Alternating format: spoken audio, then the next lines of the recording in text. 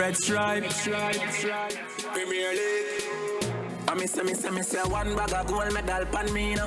Red stripe alone champion boy go. Pan a pour them a singing anthem. Red stripe, watcha. Ban shall I be the forward boy. Red stripe Premier League champion boy score. Every goal when I run from boy. Red stripe Premier League champion boy now. Pop down we run the marathon boy. Them wish I never made it that the champion boy fan. Nah man I done a songsters boy. Red stripe Premier League champion boy. Yeah yo. The Edward Seaga Sports Complex is the venue for Tivoli Gardens, the home team, against Portmore. It's the first match in the playoffs. Teams battling for a spot in the semi-finals, where the regular season champions Humberland and UWI await them. We've had rainy conditions all weekend here in Kingston, Jamaica. Since the start of today, it hasn't been that bad. Pretty hot conditions at the moment, 26 degrees Celsius, 50% chance of more rain this afternoon, 82% humidity, not much wind at the moment, but an opportunity here for either of these two teams, Tivoli in their tangerine and black outfit and Portmore in blue and white, to get the upper hand in this first leg of this playoff series. Yeah, the surface is not that great as you would have imagined. We always talk about the pitch here at the Edward Seaga Sports Complex. Not good under normal conditions, and given the amount of water it has taken over the past 48 hours, it will prove heavy going for the players. Expect the penalty boxes, both penalty boxes, to cut up in short order, and it's a pity that a match of this magnitude doesn't have a good surface for the players to showcase their skills on. For sure, these two teams between them have equally shared 10 Premier League titles. There's Edward Seaga, former Prime Minister of Jamaica between the years of 1980 and 1989, president of the Tivoli Gardens Sports Club, and expected here that his team can reverse what has been pretty wretched form for them in recent months against a Portmore team that is pretty solid at this time of the year. Yeah, Jekyll and Hyde, this Tivoli team, had a spell earlier on in the season where they strung together 6 consecutive victories and looked like they would run away with it. They have come a crop of their form, that is, over the past 2 months to be precise. Has not been a good 2017 for them. January was bright, February and March less so, but guess what? They're here and they have a chance, and they'll be hoping to slay Portmore this afternoon. Yeah, so generally overcast conditions, no sun here, but it's pretty hot. It's a humid afternoon here, and Tivoli Gardens will be trying, as we said a short while ago, to reverse what has been pretty poor form for them. They've lost 7 of their last 12 matches, Tivoli. During that period of 12 matches, Portmore has only lost 2. Portmore undefeated in their last 8 matches, and coming into the playoffs here with pretty solid form. So the fans at Tivoli know that Portmore is a very, very solid team, 5-time champions, just as Tivoli Gardens are. Between them, they have finished in the top 2 18 times, because both teams have been runner-up 4 times in the tournament. So 2 teams, George, with real pedigree in local football. We await the outcome of this match here, which will give the winner an advantage heading into the return leg. Neither of these clubs need to look enviously at any other team in this Jamaican top flight, because they are the benchmark, the standard. Every other team wants to emulate what Tivoli and Portmore have done in the championship round, in the championship game, the Red Stripe Premier League final. And these two teams, history rich this afternoon. They're hoping to stake a claim to be among the final 4 battling for the trophy for this season. As we get ready for the pre-match formalities and the match officials and all female cast for the first playoff, Arnett Gardens and Montego Bay United, the other 2 teams involved in the playoffs, and they await the results of those matches, as Humberland and UWI already guaranteed semi-final spots in the playoffs. The ball boys and the FIFA fair play flag signaling the opening moments of this playoff fixture here between Tivoli Gardens and Portmore United.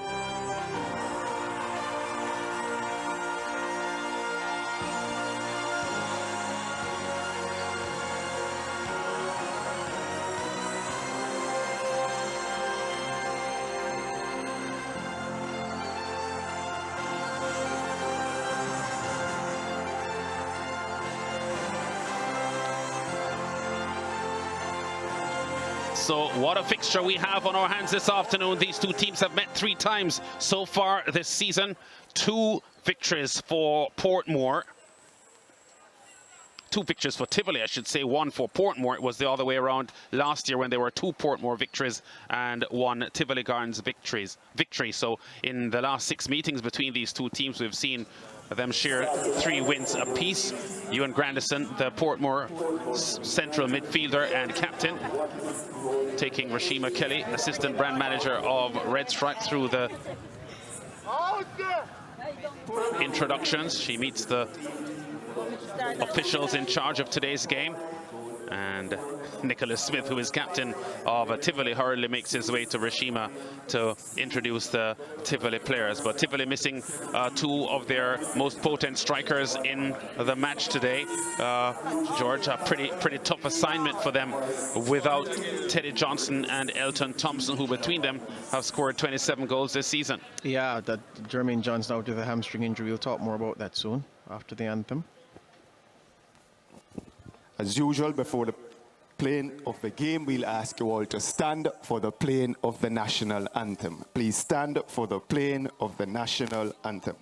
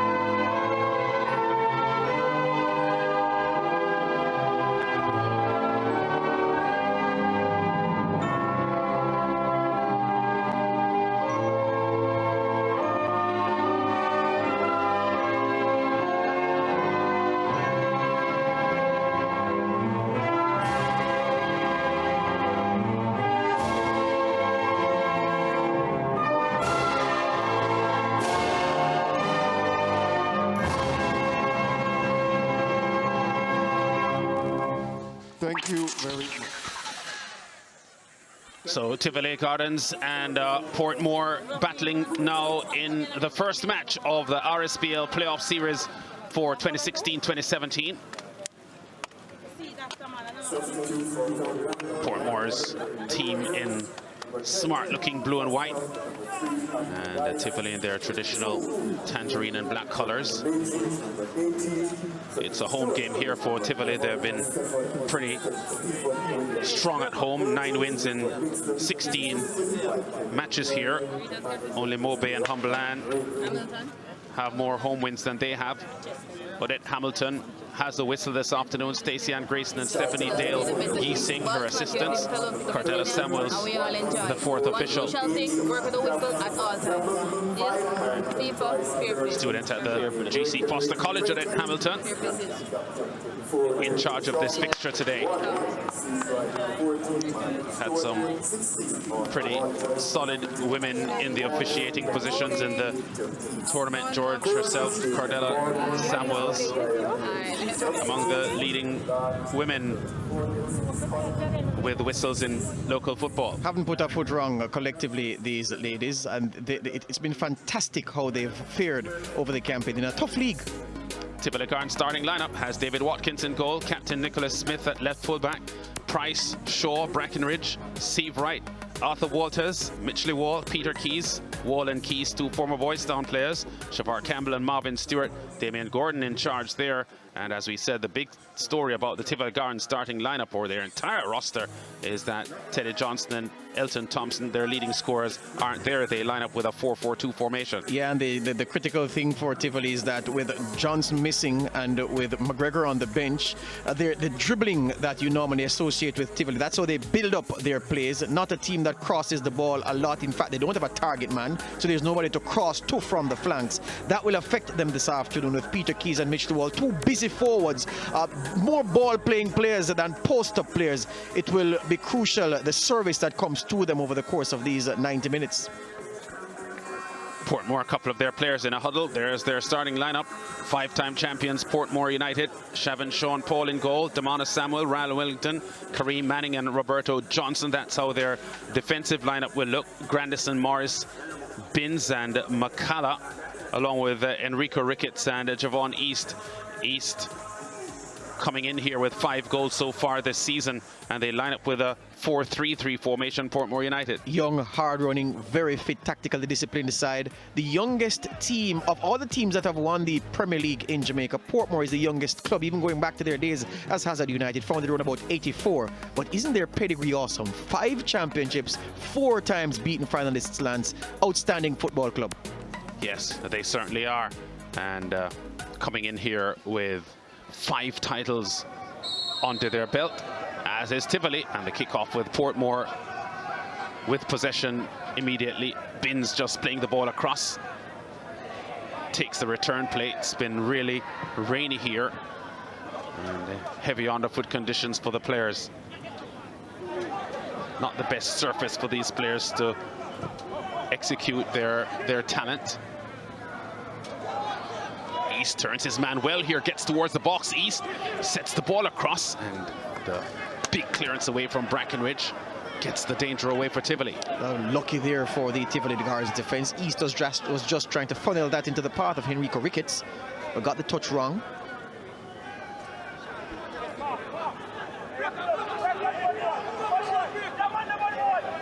Port with a throw. Binns retrieves it.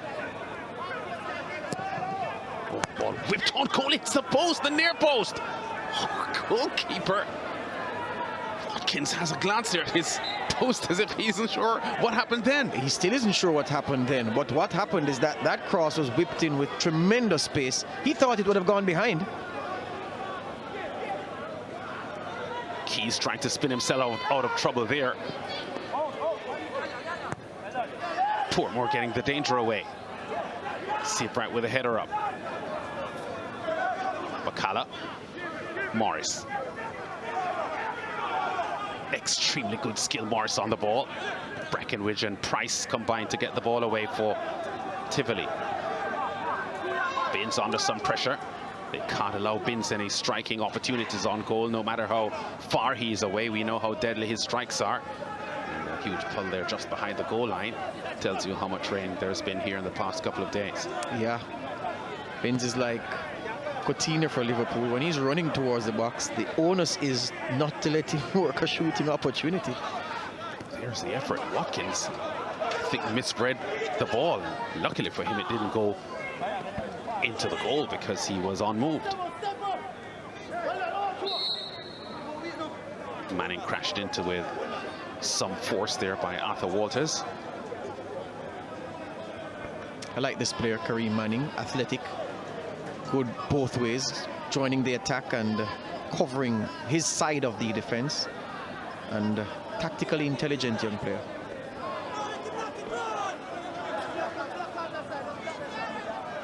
Free kick to Portmore deep inside their own half, so a pretty quiet start here to the match outside of that strike on goal that hit the near post. And almost out of nothing. I don't think anyone expected the goalward effort. I think the initial thought was he was going for the cross. Yes, he was going for the cross. Gordon, Tivoli Gardens coach in the absence of Omar Edwards, who is in Europe on a coaching course. Hasn't been with them now for several weeks. Smith with a high clearance.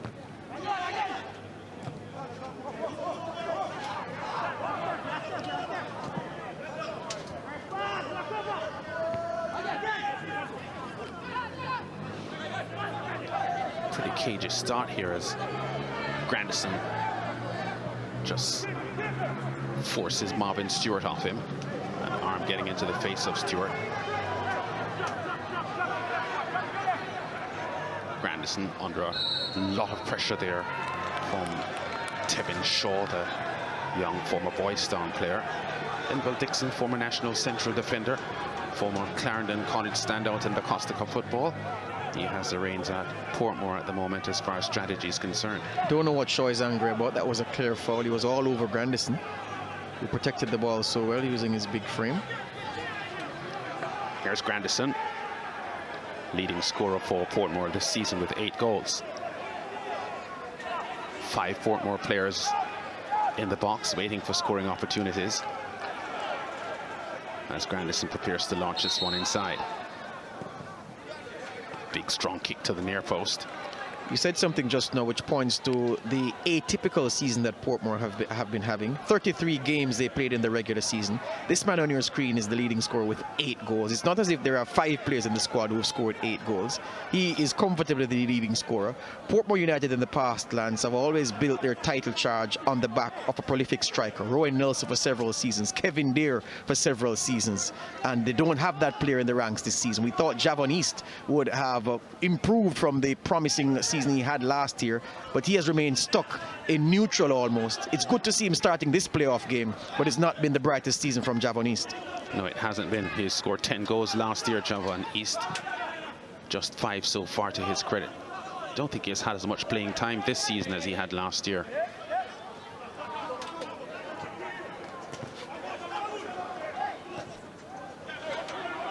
Heavy playing conditions. East on the ball. His pass inside isn't a good one. Campbell just ensures that his goalkeeper Watkins hangs on to the ball.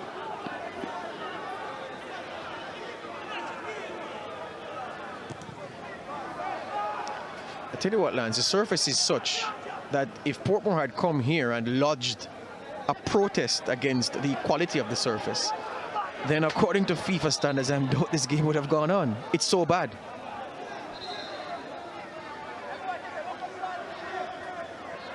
And although it's Tivoli's home ground, and you would logically think that they'll be a little bit more comfortable here, I would think that their game plans would also be hindered by the conditions. Well, you've heard Jermaine Johnson, we see a hard foul there coming in from Tevin Shaw at the shoulder barge. You've heard Jermaine Johnson, the Tivoli ace, say on a few occasions that, yeah, this surface is not suited to his game. Keeping the ball on the floor, dribbling, attacking defenders, not conducive to that. Our director giving us a shot of the weeds. That's not grass, I can assure you. The grass is short-staffed.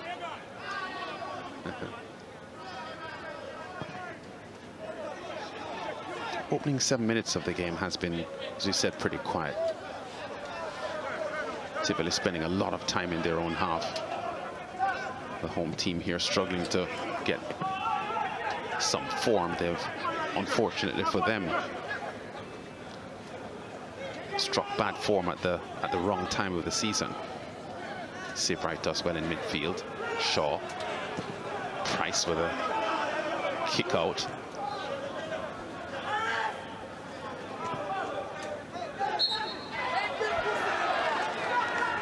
Foul on Morris. He's going to be the key for Portmore, and this man is going to be the key for Tivoli. Well, that man, this man now, Ricardo Morris, can unlock any defense. Miss kick, and now the clearance upfield, but Kambuja McCullough had a strike there on the edge of the 18, but did poorly. Morris with the effort on goal. Tame. From the way McCullough approached that shot, Lance, I knew it was either going to go over the bar or go wide. In the end, he barely got his laces onto it. Smith, the Tivoli captain, former Barbican player, takes the return pass. Shaw. Ball just skids off the turf and evades Arthur Walters.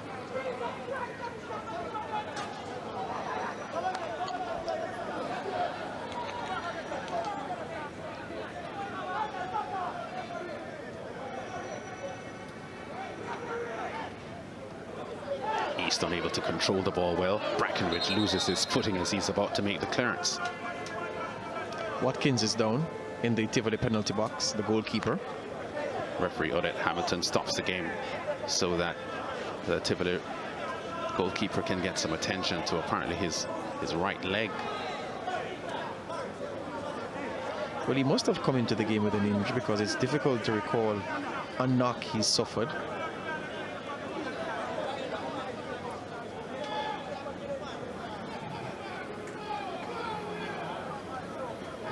Tivoli fans haven't had a lot to cheer about so far this year. They certainly were highly optimistic in the first part of the season from September to December when their form was pretty good. George, you mentioned a 6-game winning streak that they had gone on between November and December and looked really, really threatening, and lost their form towards February, March, going into April, and their assistant coach Gordon now tries to work the problems out. Yeah, not had a good 2017 at all. They're here. This team, difficult to see how they're going to score because the penetrator in chief is not here. Jermaine Johns, who opens defenses with his running, his dribbling, his passing. That's Carlton Spanner Dennis, an executive of the Kingston International Football Association. So that penetration from Johnson absent. Elton Thompson's harrying up the defenders, that's absent. That high press. Peter Keys and Mitch DeWall, one suspects they're going to struggle this afternoon. Yeah, the odds certainly favor a Portmore result here, but this is the playoff level, and I guess the adrenaline and the desire are factors that will show up today, and maybe Tivoli could use those to topple Portmore. But as far as their starting roster is concerned, they haven't come here with the best tools to get a result. Their leading scorer on the field is Mitchley Wall, who has scored just 3 goals this season. Point made. Portmore, on the other hand, have Grandison, who has scored 8, Binns has scored 5, and East, who has scored 5 as well. So yep, a lot more Portmore players on this current season equipped to scoring than the Tivoli players. Tivoli, though, with a free kick. Good free kick to the far post. Oh, that's a good punch away there from Paul. And that will be one of the keys to them for them this afternoon. Their centre halves are good in the air. We know Barrington Price's quality. Here he is on the ball. His effort there blocked by Kareem Manning, who scuppers the effort to cross. Grandison with the header, but not a lot of distance on the clearance. Smith all alone and in control for Tivoli. Solomon with a high climb on the header. Smith attempting to pass with the clearance, but a little off target. From free kicks in wide positions and corner kicks, Barrington Price, Sivrite, and Brackenridge will be key for Tivoli. Good as they are with the head. Sivrite did it well initially there to win the ball, but in his effort to get away from his man, just lost control of the ball and has given up a throw here to Portmore.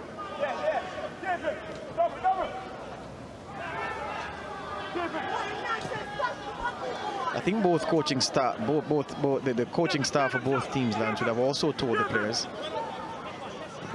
be circumspect, as we see that foul there on Binns. Be circumspect in your approach to the game, because the surface is not conducive to short, snappy passes, to free-flowing football. That is why the tempo is so low. No one really pressing the issue. They're taking care over their passes, being deliberate. And that's why this has been somewhat of a slow burner to date. Yeah, also because it's a 2-leg situation as well. They want to be more measured in what they do, because although Portmore would want to avoid defeat here in what is an away fixture for them, they also don't want to go into the second leg having a deficit. Well, the old adage rings true right here. You can't win the tie in the first leg, but you can lose it. There's Binns, and the ferocious kicks from distance. His cross to the far post is off target. No Portmore player there for the take, and Marvin Stewart has it easily. Stewart's clearance, though, isn't very good, and Manning has it easily for Portmore at the top of the Portmore half. Morris does well to keep the ball in. Morris. Pass inside here to East. Cross to the near post, but cleared away by Price. Roberto Johnson forcing that one in. Yeah, Price solid at the back. Still a young player, so has the odd brain freeze now and again, as we've seen over the past few weeks, but a good defender, aggressive in the tackle, quick.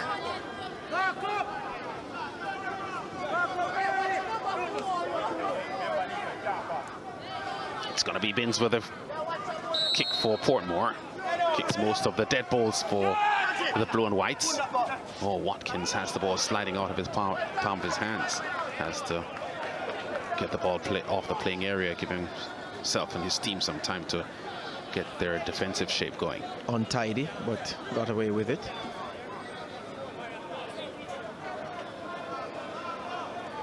So the Tivoli fans would have been a lot more encouraged 4 or 5 months ago about the form of their team than they are now.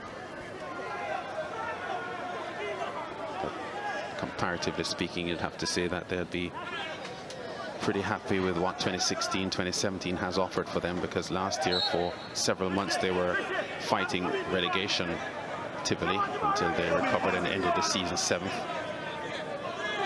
Foul there on Morris by Smith. Morris, the type of player that defenders will always feel that they have to be aggressive on, because he's very tricky. Yeah, that's going to be a key battle for the remainder of the game. Morris versus Campbell. Morris would always look to try to check inside on his left foot. Only has the right peg for balance.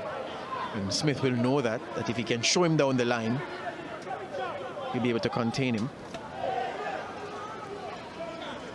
Referee Hamilton has awarded Tivoli with this throw. We're in the 17th minute here, and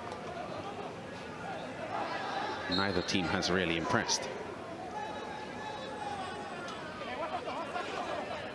Big kick toward the far post there to Mitchell Wall. But a vital header there by Johnson, just getting the danger away for the moment. See Wright's pass down the left side.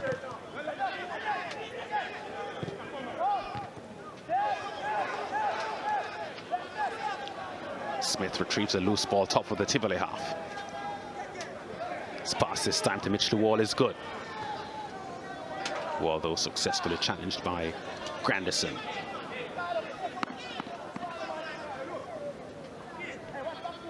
Cleon Price, a red card in last week's fixture against UWI, missing this fixture today. And beside him, Suje Makala, the brother of Kambuji, playing for Portmore.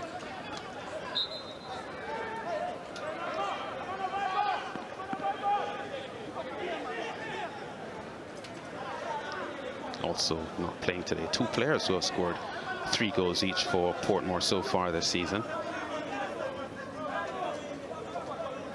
But a pretty deep squad here for Portmore, and it is one of the things that they will take into the playoffs, feeling as if they have a chance at the title. Yeah, Walters here kicking. Number 20 for Tivoli, Henrico Ricketts. Says it's an accident. It was careless more than malicious, and that looks a painful blow. Actually, it's number 8 for Tivoli, Shabar Campbell. Yeah, that's careless. That's loose and careless. He went for the ball for sure. Yes, he did. But it ended up as a reckless play. He gets a yellow card for his efforts. One of the few players in the Tivoli squad that played well last week against Cumberland. They had a wretched 4-0 loss there. Campbell was one of the few bright sparks in the team, had a pretty solid game. When the ball is dead, the Tivoli midfielders are having a running conversation with their forward, Peter Keys. He's been here for the season, but they're not quite used to each other on game day. Usually it's Johnston or Thompson there. Just trying to get on the same wavelength. Vince's cross goes right toward the penalty spot. Shaw retrieves it. His clearance out, not that convincing.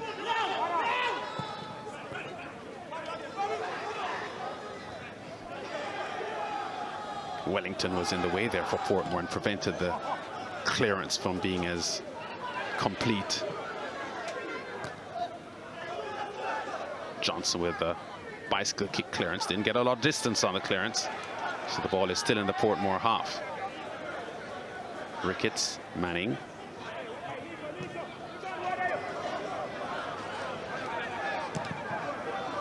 Price's clearance is more high than anything else. Grandison, Binns. Tries to slide the ball through to East. Oh, that's the effort from Morris that goes high. I think he chose the wrong option though. Morris is shot with the left foot, but steaming down his outside on the left was Enrico Ricketts, who would have been in. This is Baines trying to slip them through. It breaks to Morris, and Ricketts outside of your shot is making up ground to his left, and he would have had a better chance. He would have had the entire goal in his sights.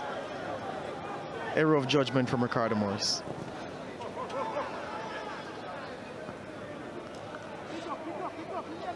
Three of the current Portmore starters are picked for the Jamaica international friendly against Chile last year, followed by the Copa America. Damona Solomon, Michael Binns, and Ricardo Morris. Morris had to be withdrawn from the squad because of some issues with, I think, an irregular heartbeat or some heart issue. And he was out of the game for a while, Ricardo Morris. But he's back playing again and is a huge asset to this Portmore lineup with his dribbling skills and how crafty and creative he is in attack. Yeah.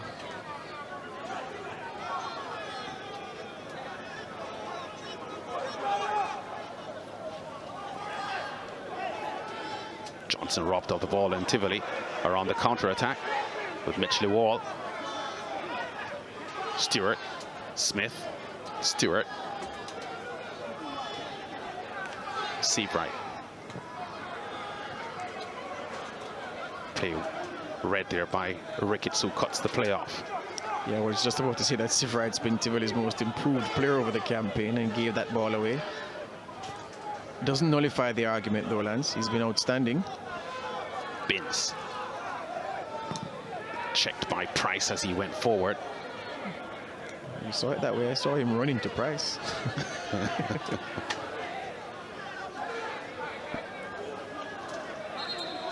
Binns scored a wonder goal in the Red Stripe Premier League final last year at the Catherine Hall Sports Complex, Montego Bay. Evened the score with Mo Bay at 1-1, but then Dina Williams with the second half strike giving Mo Bay the victory.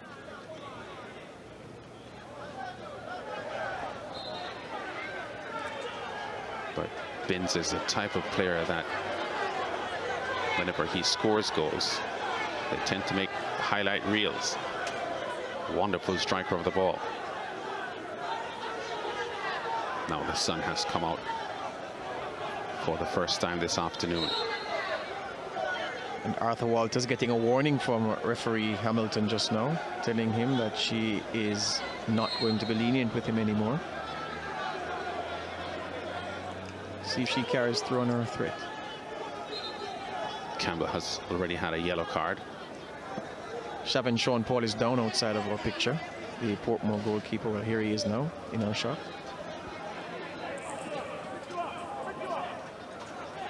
So some concern now for the Portmore goalkeeper. A few minutes ago it was Tivoli goalkeeper Watkins that was down in his own box. Both of them with leg issues. Yes, Linville Dixon, they call him Rudy. Unfortunately for him, George was on the path to be a critical part of Jamaica's Reggae Boys squad that historically played in the 1998 World Cup finals, but had a knee injury that set him back before that trip to France, and that injury may have had a lot of negative impact on his overall career. Oh yes, absolutely top defender, Linville Dixon. And injury cruelly robbing him a chance of sharing in history. And if you talk about him, you have to talk about Durant Brown, who after that motor vehicle accident, Lance, was never the same. And those two were superb in the early rounds as Jamaica progressed to within touching distance of France. That's right.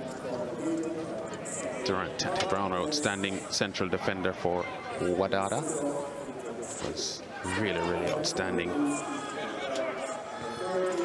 Breckenridge with a header out for Tivoli. Mitchley Wall. Now Seabright. Binns wins it, flicks it over here to East. Can he get a shot off? Whistle. There was a fall there by East just dragging on to Shavar Campbell. Referee Audit Hamilton spotting it. Yeah. So after 24 minutes, almost 25 minutes in this game, it's just as I expected. Neither team having that front man who you can cross balls to, as we see the replay here. And getting into the mix was Shavar Campbell. So a lot of the play set centered down the center. Great ball across here to Mitchell Wall, but his first touch wasn't as good as it needed to be.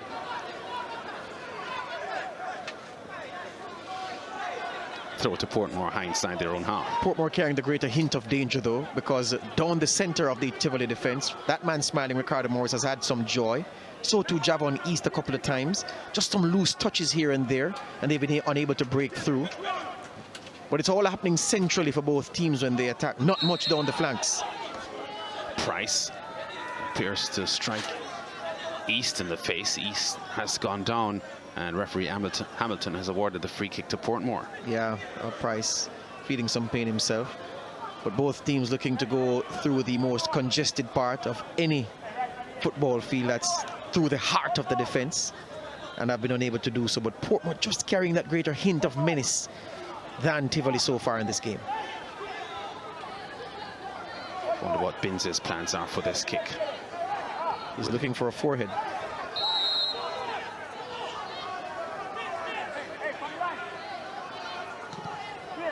Goes to the far post. But several players going up for the header there. In the end, it's a corner. Sivrad claiming he took a knock, an illegal knock. But referee Hamilton saying, well, it's part of the game. He was the one who got the final touch.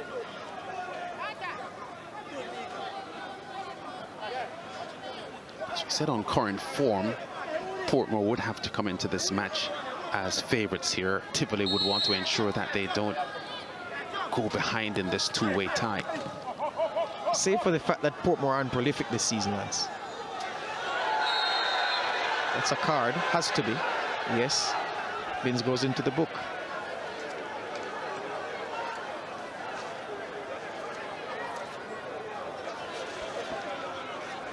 It's just that they haven't had the number of bad results that Tivoli has had. They have not been overly compelling, Portmore.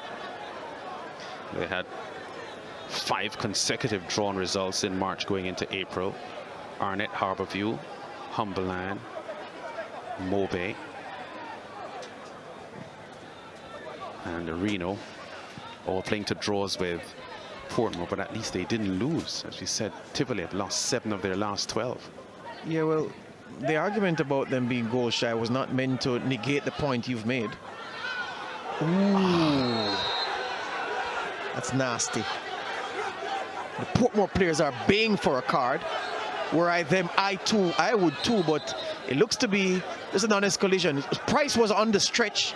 He reached for the ball first and initiated contact, but I can tell you both players came out hurting in that collision. So maybe referee Hamilton, this is the replay. I think both genuinely went for the ball. No. Brackenridge, oh, that's terrible from Brackenridge. He went with the boot.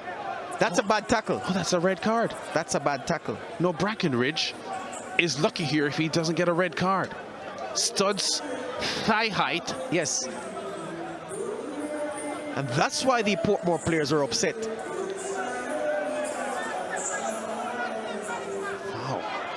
That was an awful challenge from Brackenridge, who has had about 3 or so red cards so far this season. And there was an incident just now because one of the Tivoli Tivoli backroom staff shoved Michael Binz out of the windows just now because he was saying that as the players crowded around Brackenridge, Binz was stepping on the player as he lay on the turf. So it's all happening here.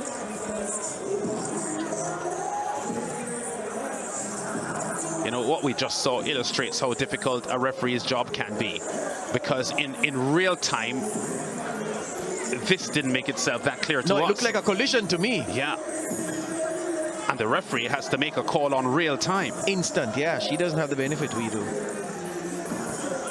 Oh, that was an awful challenge from Brackenridge. And now she's consulting with her assistant on the right.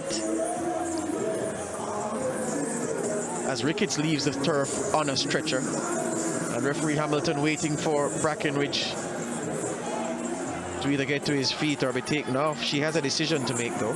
Yeah. I think Ricketts had a bit of a heavy touch on the ball, so the ball got away from him slightly, and Brackenridge charged in to try to win the ball. So on first sight, I thought he was making a genuine effort in going for the ball, which he was going for the ball, but it was pretty reckless. High studs, thigh height. That's a red card infringement. And that's the point the Portmore players are making to referee Hamilton and to Barrington Price. This is the tackle once again. Heavy touch here by Ricketts. He moves it from the path of Brackenridge. In any language, that's a dangerous tackle, and that's a sending off. George, that's almost into the player's groin. Look at where he lands here. That's a red card. That's a red card for Brackenridge. And unfortunately for the referee, she isn't seeing what we are seeing the number of times our director has shown it to us. She just has to go from what flashed in front of her. She's issued 3 red cards so far this season, Odette Hamilton, all in one game. Marvel Huenden against Waterhouse, which was a hot-tempered match. Wild. So concern around Ricketts, because it looks as if he's being taken to hospital. The Portmore staff upset. I can see Rudy Dixon waving his hands in frustration. The coach, technical director, he's now re-entered the playing area. That's him. Very angry, Linval Dixon. Yeah, the femur, which is that bone in the thigh, I guess would be one of the strongest bones in your body. But that bone certainly took a hard strike there from Brackenridge as he came in. If anything, I'm trying to see if I could get another replay to be good to see if Ricketts' foot was planted when Brackenridge's studs landed in the area, because that would tell.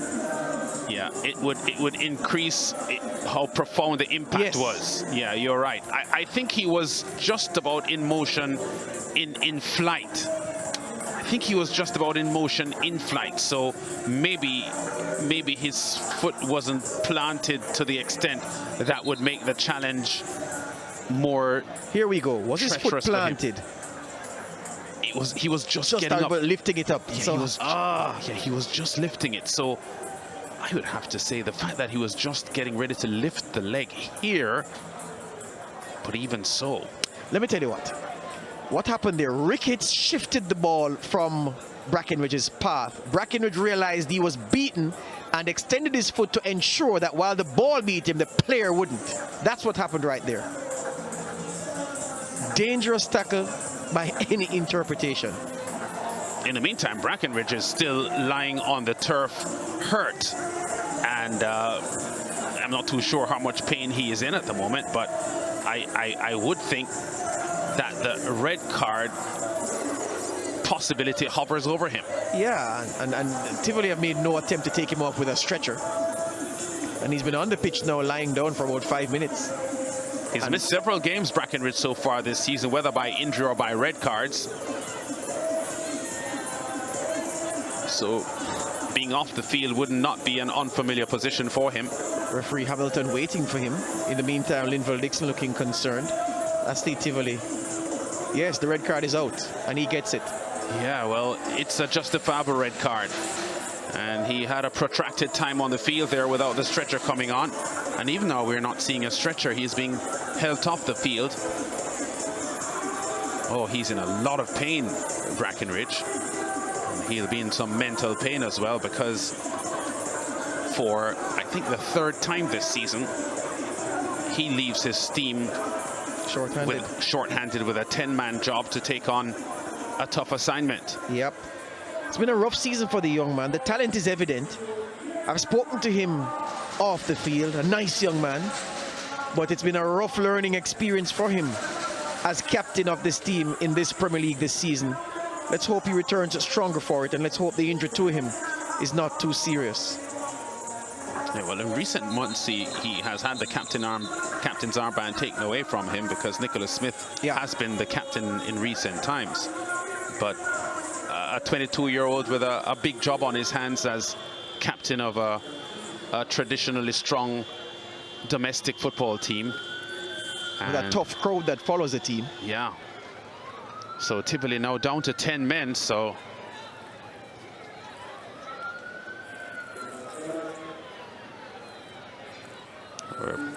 10 minutes away from the halftime break. I hear the wailing of a siren, Lance. I'm wondering if Ricketts has been taken to hospital, because that sounds like an ambulance. Although in this part of town, you're not quite sure. But the Portmore bench sufficiently concerned, Lance, to suggest that maybe Ricketts has been taken for medical treatment.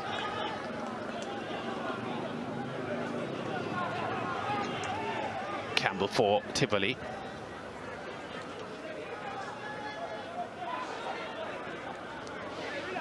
Bin sets the ball back here to Solomon. Grandison.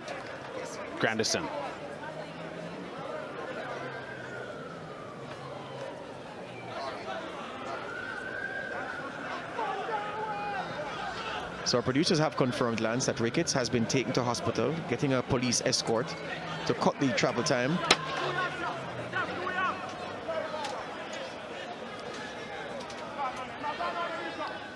And we hear that Brackenridge is having some trouble breathing. I'm looking at him lying on the stretcher on the sideline now. They may also take him for medical treatment, but Ricketts has been confirmed. He's on his way to the hospital now. The KPH is nearby, Kingston Public Hospital, largest facility of its kind in the English-speaking Caribbean. That's where Ricketts is gone for treatment. Campbell darts forward now for Tivoli.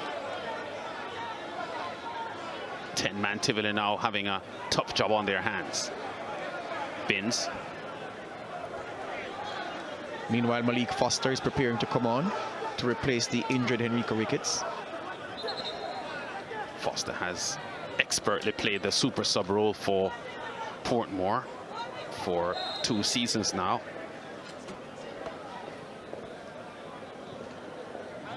That's just got a picture of a lot of pain. Yeah, just caught a glimpse of Brackenridge and not moved yet.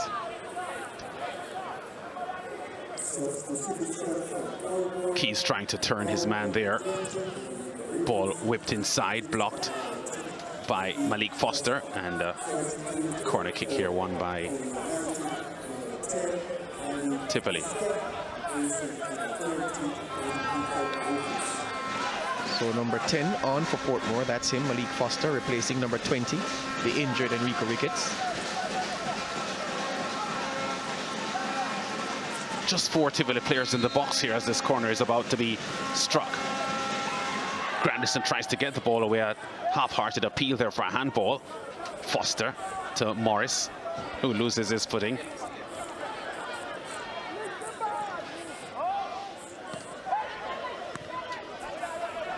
Smith with the ball. Flicks the ball wide out to Mitchley Wall. Wall is unable to keep the ball in.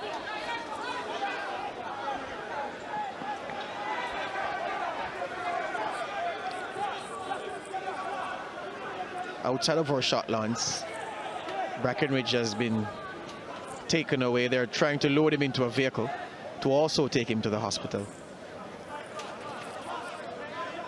So, a lot of incident in this first half. Right. East is getting close to the ball here. Wins it well. Doesn't have too much support on the front end. Holds the ball up well. East, oh, he does well. East with the effort. Now on goal. Yes! Portmore in front by 1-0. What a brilliant goal from Javon East. That was a difficult finish. Almost had to be tiptoeing around potholes in the penalty area. He took his time. He was twinkle-toed. He was deliberate, knew what he wanted to do, kept drifting to his left on his favored foot and kept it low and slapped it in the direction that Watkins wasn't anticipating. 1-0 Portmore. Well, he scored one of the best goals in the 2015-2016 season against Arnett Gardens in a Monday night fixture, and he delivers his 6th goal of the season, the current season now. Does really well here. Initially didn't have that much on support, but just swiveled his way between a cluster of Tivoli players here. A bit of a fortuitous rebound there coming to him, but the left-footed effort beating Watkins in the end and giving Portmore an advantage that they've worked really hard for. So Jovan East now has 6 goals for the season, still 4 shy of his 10 goals of last year's campaign. Free kick to Tivoli, who now have a mountain to climb.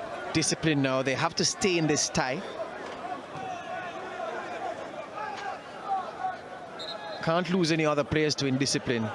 And they have to be measured in their approach. Tevin Shaw, number 4, is going to have an even bigger role to play than when Tivoli had 11.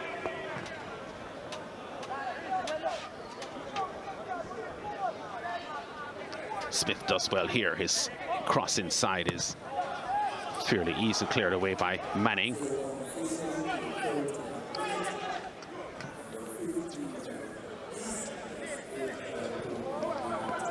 Manning with a strong challenge, and Walters getting in a bit of a tangle there with Manning. Well, these two have had some physical conflict since the start of the game. Yeah, Walters has been negated by Manning.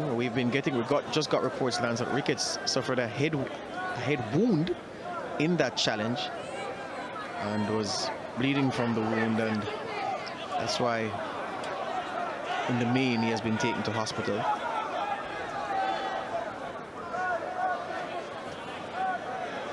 Smith, Stewart, Seabright.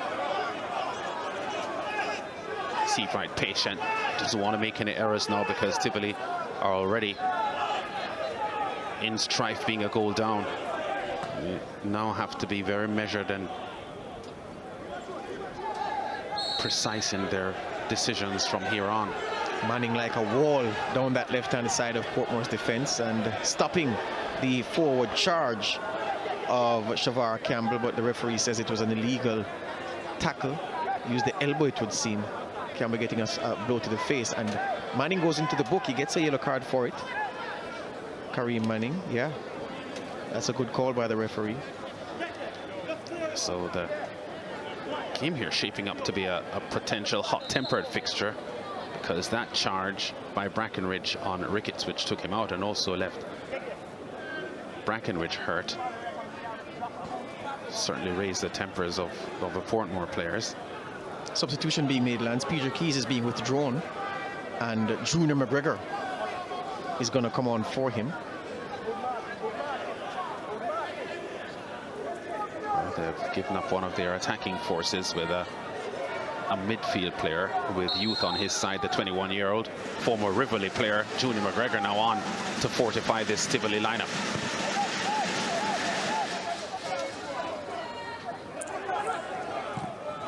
Grandison's pass forward towards East. Seabright puts enough pressure on him to force an error from the former Calabar man.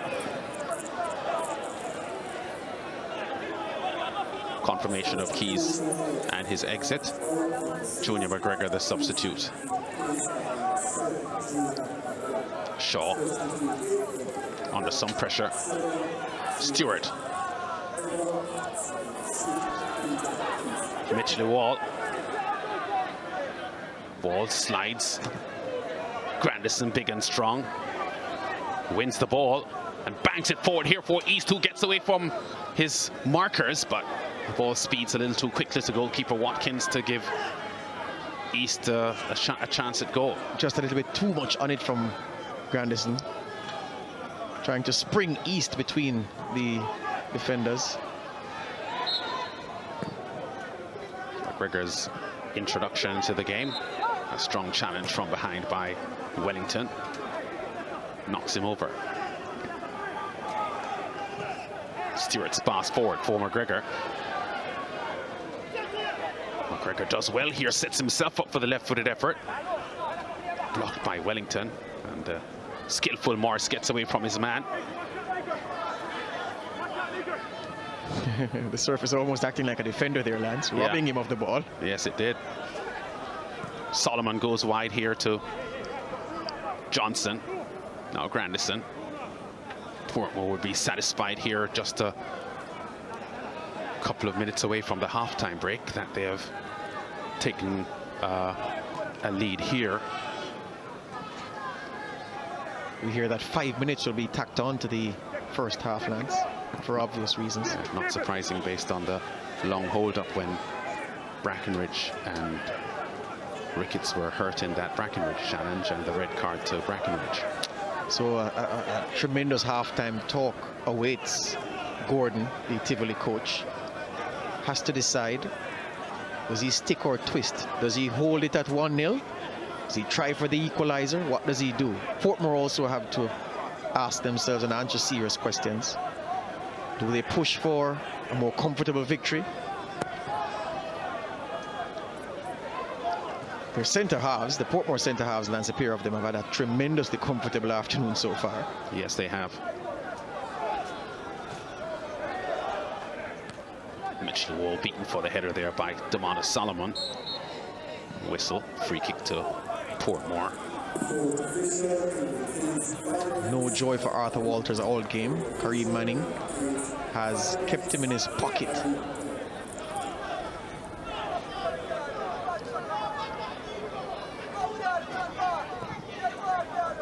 In last year's semi-final playoffs, Portmore were beaten in the first leg by Humberland, but rallied to win on aggregate. 2-1 result at Effortville, rainy conditions. I remember that game quite well. Vassal Reynolds with the double fist pump, the then Humberland coach. That's right.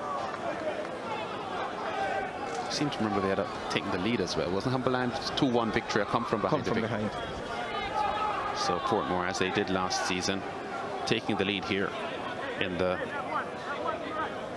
playoff. You know what? This is why you need a good playing surface, because Lance, I tell you what, the injuries to Elton Thompson, or the absence of Elton Thompson and Jermaine Johnson through injury, and the quality of the playing surface here, exacerbated by the rain we've had over the past 48 hours, this almost doesn't feel like a home game for Tivoli Gardens. Yeah, that's the point we were making earlier on, that the conditions here would nullify any advantage of familiarity that Tivoli would experience.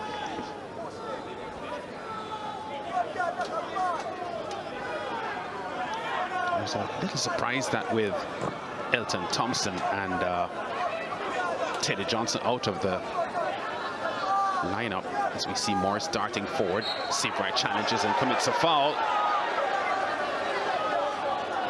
A couple of protests here from the Tivoli players. This is a foul every day. But it was. Look what Seabright does with his legs. Yeah, that's a foul.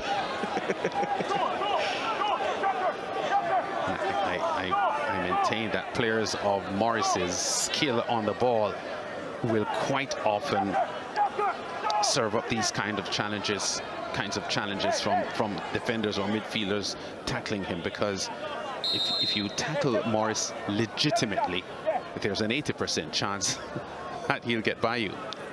Yep, Baines from free kick distance, he looks to be going for goal. Does have the ability to strike good shots from distance. This one a little too high for him. So Tivoli devoid of imagination, their organization rocked by the red card to one of their young centre halves. They've had to make an attacking substitution. Peter Keys off for Junior McGregor. Portmore organized and efficient, and looking to have several gears if they need to engage them. Yeah. Grandison does favor these long 40, 50-yard passes. On that occasion, it was not well hit at all. It's interesting that it could have been argued that when Tivoli found themselves without leading scorers Elton Thompson and Teddy Johnson, there must have been a temptation to start Junior McGregor, who has now come on. But I think the management is a little concerned about his consistency. They don't feel that he's as consistent as they would like him to be. But on quality, here he's now with a ball. McGregor, a player with immense ability, tumbles over in the box. Still has it. Still has it. Oh, now his pass has a little bit too much weight on it for Arthur Walters to chase. But I take the point you're making. However, I think the coaching staff with Thompson and Johnson unavailable would be more than likely to keep the fact that the reason they couldn't start Junior McGregor is this: when Thompson and Johnson are available, they at least have have McGregor on the bench to call on as an option. With those two absent, who do you then turn to on the bench if things go wrong? So I think they were trying to start Keys and Mitch the Wall, and then if the game needed changing, they had quality off the bench that they could summon. And I think that's what happened to Junior McGregor, aligned with the argument you made about his consistency all season long, because that's the criticism we've had of him over the course of the campaign. Great pass to the left here by Morris to Foster. Foster, a player with a lot of pace. McCalla. Johnson. Foster covers a lot of ground. Seavright, though, puts the challenge on him. Good work there from Seavright. Tivoli just passing their way out of trouble as referee Odette Hamilton calls a halt to the first 45 minutes. And it's been fairly hectic first half here with that red card incident with Brackenridge. But Jovan East and his first half strike, left-footed, just placing it past the goalkeeper Watkins, has Tivoli trailing Portmore here by 1-0.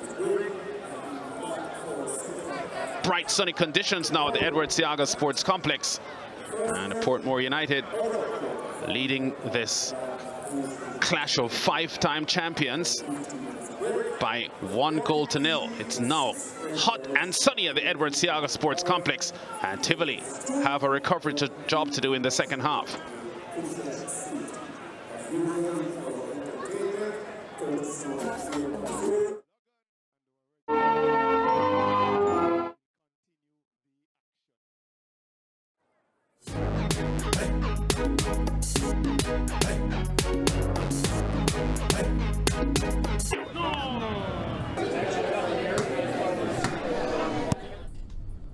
One bag of gold medal pan me now.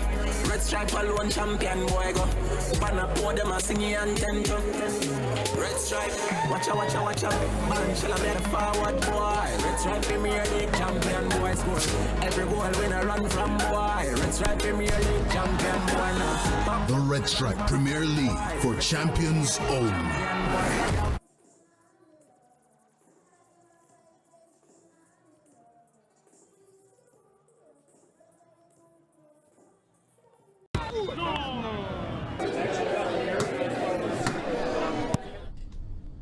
One bag of gold medal pan me now. Red stripe alone champion boy go. Pan a pour them a singing and tento. Red stripe, watch out, watch out, watch out. Man shall I better forward boy. Red stripe Premier League champion boy score. Every goal win a run from boy. Red stripe Premier League champion boy now. The Red Stripe Premier League for champions only.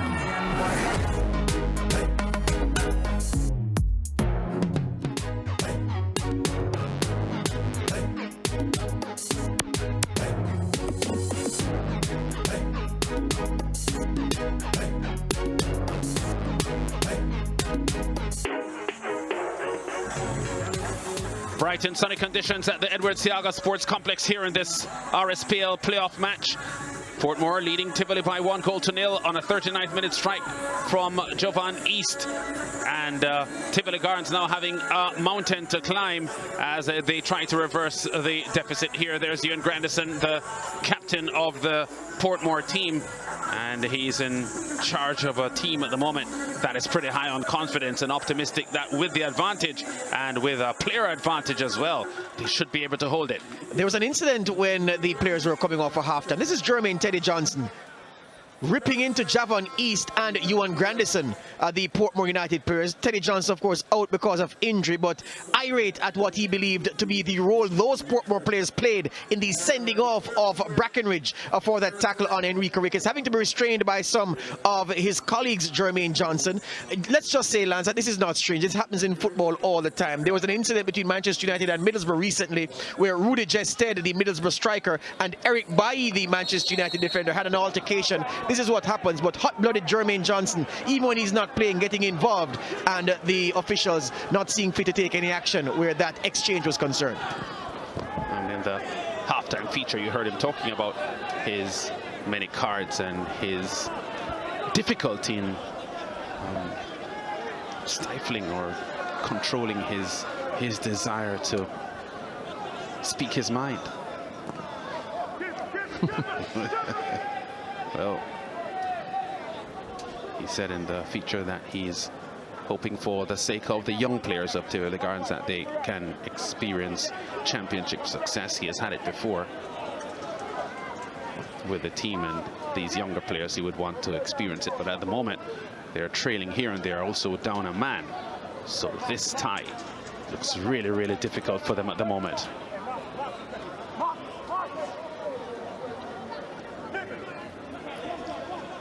Morris tries to set himself up for a shot on goal here. Watkins with the easy take on the near post. Yeah, straight down the goalkeeper's throat. In case you came in late, the red card in the first half to Brackenridge, the Tivoli Central defender, as we see Morris working the shot off the favoured left peg, but not getting in the direction and much power. Enrico Ricketts is at the KPH and is being attended to, and he was injured in a tackle by Brackenridge. Ooh, hard challenge by Ewan Grandison, and Barrington Price taking exception. Mitch the Wall feeling the pain, Lance. This is another flashpoint. Let's see what Odette Hamilton does. I think she's going for a yellow card and gives it to Grandison. It was a very, very strong challenge. A robust kind of player. Grandison has a couple of international caps as well. Wall didn't expect that challenge from Grandison, who swept right through him and is now suffering some pain in his right leg, where Grandison charged into. Went for the ball, Grandison, but it just wasn't there. So 4 yellow cards and a straight red card so far in this game. Ball played right toward the far post. Paul in goal for Portmore has the easy take. I would expect that Linville Dixon, coach of Portmore, in his halftime talk would have been insistent that his team keeps its shape and ensure that they don't let Tivoli back into the game. He would also have told them to control their emotions, Lance. This is Tivoli's home game, and the referee may come under pressure to even the scores on the pitch in terms of the numbers, rather. Another injury concern. Tevin Shaw there going down with an injury. Oh, he charged into Kareen Manning.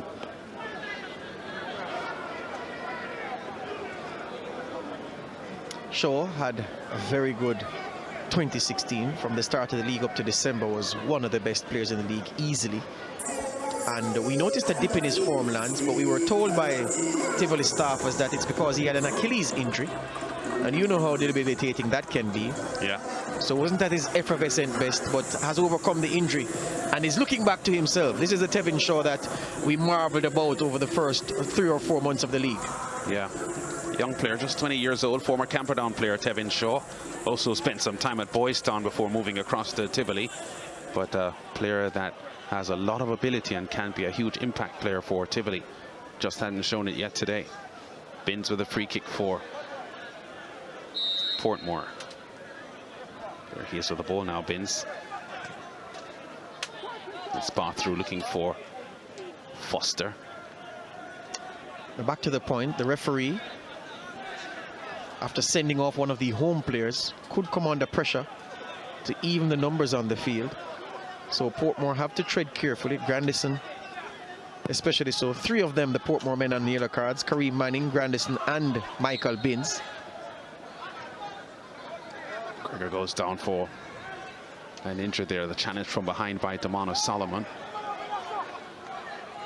There he is, big, robust central defender.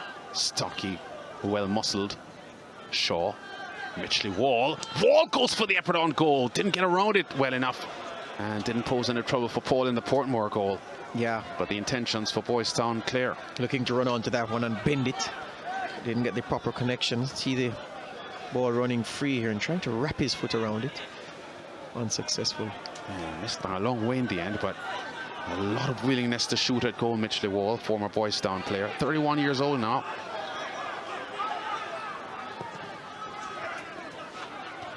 Smith with a header out for Tivoli. Grandison wins the ball in midfield. The Portmore captain now has control. Binns. Oh, Binns tries to find East. The ball just evades East as he went airborne to take it with a left boot. Trademark long pass there from Binns from deep in midfield. Almost finding East. Lovely pass. And because, ooh. Foster goes into the box here for Portmore. Doesn't get the comfort to get a clear shot off. Price puts a lot of pressure on him. And Foster grimaces there because he was knocked over as he tried to get his left-footed shot on goal. Good play by Barrington Price just now. Kept forcing Malik Foster to the left. And his shot was weak in the end because he was unbalanced. because of the attention of the defender. Good skill here from McGregor. Still McGregor.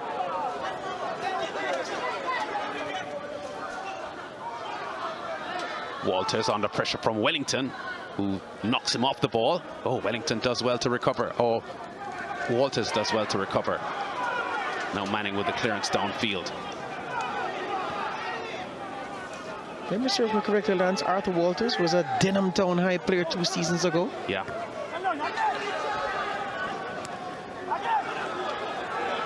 Stewart trying to set himself up for a shot on goal. Binns takes it. McCullough sends it wide there to Morris. Now Binns has the ball again. Will go for one of his long passes. Binns. Oh, what a perfect pass this is to Malik Foster. Foster turns inside. Grandison will probably go for an effort from distance. Falls over the ball. He's trying to dress it, Grandison, and the pitch compromised his effort to settle it before striking. Was just about to make the point earlier that Michael Binns has so much time in the midfield now, Lance, because Tivoli are short-handed, so he can take his time and pick those long passes, and has just picked 2 in succession. Quite good. He's finding his range, Binns. Yeah. I think the measure of his ability came home forcefully to me last year at the Copa America tournament, when the Jamaica squad at the Copa America tournament was 95% overseas-based professional players, and Binns was the only local-based player that managed to force himself into the team. I must say, well-deserved, because he had looked very, very sharp in training and looked comfortable. He came on in the match against Mexico, I think it was, and a real high-quality player, Michael Binns. I have a lot of time for him. Yeah, Sujay McCullough getting a knock from Barrington Price. The ankle got in the way of Price's boot. Tivoli, by the way, making a change. Mitch Lewall comes out and Howard Morris comes in. So Morris not on the starting roster today, but he gets some playing time now as Mitch Lewall leaves the field. The 10 Tivoli players on the field now would have to put in more than 100% to compensate for the fact that they're down a man with Brackenridge on a red card. Recall earlier in the season, Lance, when we were talking about Tivoli's impressive form and if they could go all the way, and I made the point that while the first 11 was good, the bench was thin and you need a strong bench to win a title. Well, this is in evidence. You're under pressure and off the bench. You've summoned Junior McGregor, young and promising, but unproven. And now you've summoned Howard Morris. Morris is only 20 years old. Turned 20 earlier on this month, Morris. Played Manning Cup football for Hydel. And has acquitted himself reasonably well there as the youngster to the top level in recent weeks, after just making his Premier League debut back in January or February it was. Did look a little outpaced in his first couple of outings. But has looked much better since. Yeah. He has a lot of confidence on the ball. There he is now. His pass looking for McGregor. Solomon gets in the way, but gives up a throw. Smith. Stewart gets close to the ball. Oh, that's Walters, in fact, but his first touch just serves up a play to Foster, who wins it and makes the clearance. Misunderstanding there between Stewart and Walters. Price comes in for Tivoli. Does well. Wellington allows the ball to travel over his head. A bit of a decision there to make, because the goalkeeper looked a little bit hesitant in coming out. In the end, Paul gets there first. Arthur Walters has not really helped Tivoli on the attacking front. Only a young player, still learning his craft, and his inexperience has quality, but at this level you have to show it, and you won't get easy opportunities to run by defenders. Gonna have to be at your best, and he's just been off the pace this afternoon. Arthur Walters wearing number 16 for Tivoli. Sivrak commits a foul there, pulling East back. Free kick to Portmore on the right side. Good foul, because East had him turned and Sivrak just grabbed him ensured he didn't get away. Good foul to concede. And East has already scored this afternoon, so Steve Wright knows how dangerous he is. He was one of the defenders, Steve Wright, that East got through to score his goal. The first one to be beaten by a dip of the shoulder. The substitution has been made. Trade Stewart coming on to replace the injured Sule McCullough. Talk about teams with depth. That's Depth, a point. George. Tremaine Stewart, high quality player, has a couple of caps internationally, and he is coming off the bench. Beg your pardon, Lance. I was mixing my McCulloughs just now. It's actually not Sule, but Kambuji. Sule McCullough sat in the stands alongside Cleon Price, out injured. Kambuji McCullough withdrawn just now because of injury, and Tremaine Stewart replaces him. So we're in the 12th minute of the second half, and Portmore continuing to hold the advantage. There's the McCullough that didn't start today.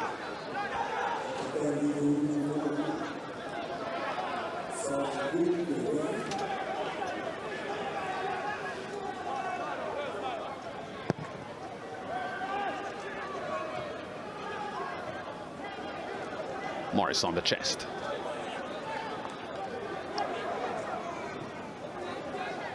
Smith's pass to McGregor, now Morris.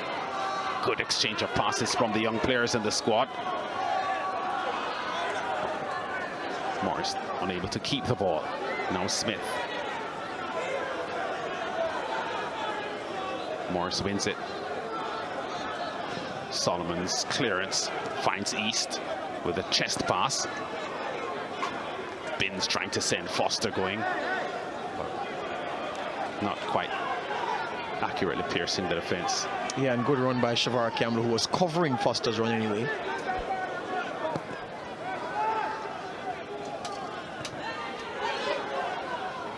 That's one thing about knowing your opponents. I think because of how Binns plays, Shavar Campbell would have anticipated that Binns would have tried to make that pass, and anticipated it well and made the covering run expertly. Wellington for Portmore. They're in charge here by 1-0 and looking untroubled at the moment. Shaw does well to win possession of the ball. Fouled. Free kick to Tivoli. Roberto Johnston just checking the advance there of Shaw. Shaw was getting away from him, but he decided, well, the ball will, but you won't. Almost gleefully accepting the foul there, Tevin Shaw. Setting up this opportunity.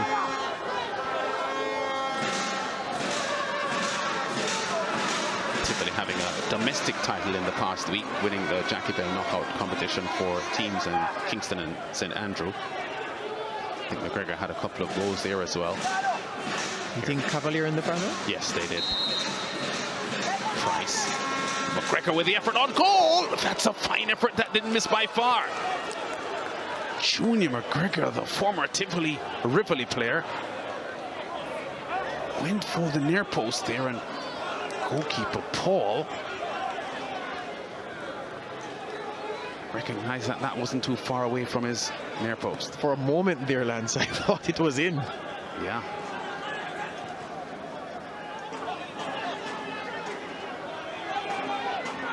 Wellington for Portmore. Former Caribbean Football Union champions, Portmore themselves. Club champions. Foster does well. Smith with a take. Shaw. Shaw looking to get McGregor going. McGregor slides by his man. Still McGregor. Marvin Stewart doesn't have the comfort to get the shot off. And Grandison gets it away now. Poor decision making by Stewart. On the edge of the box, he needed to have attacked the defender. Didn't have teammates in position to offer them a pass. He should have taken the responsibility as a senior player in the attack at that time. Promising move breaking down. Which is what East did when he scored. Yes, he did. Solomon to Wellington. And Portmore playing with a great degree of comfort now. They look so composed on the ball, Portmore. Of course, they have man advantage because of Brackenridge's red card in the first half. Solomon tackles well here for Portmore and does. Binns robbed of the ball. Whistle, offside call. That was a rebound that almost went favorably for Tivoli. I tell you what though, Tivoli have looked much better. In fact, they looked better with 10 men than they did with 11, up to the point Brackenridge was ejected, Lance. Yeah, they're working hard at Tivoli to stay in the game, as you would expect as competitive players. Yeah, offside all day.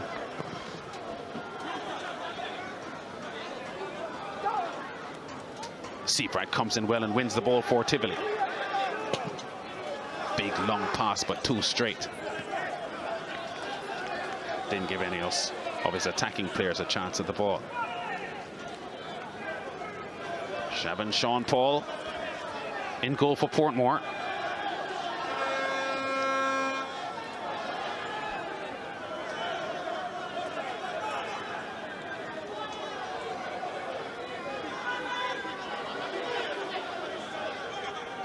Just a hint of Portmore here feeling comfortable and relaxed with their advantage, which I'm pretty certain that they would want to secure going into the return game, which will be Portmore's home game next week.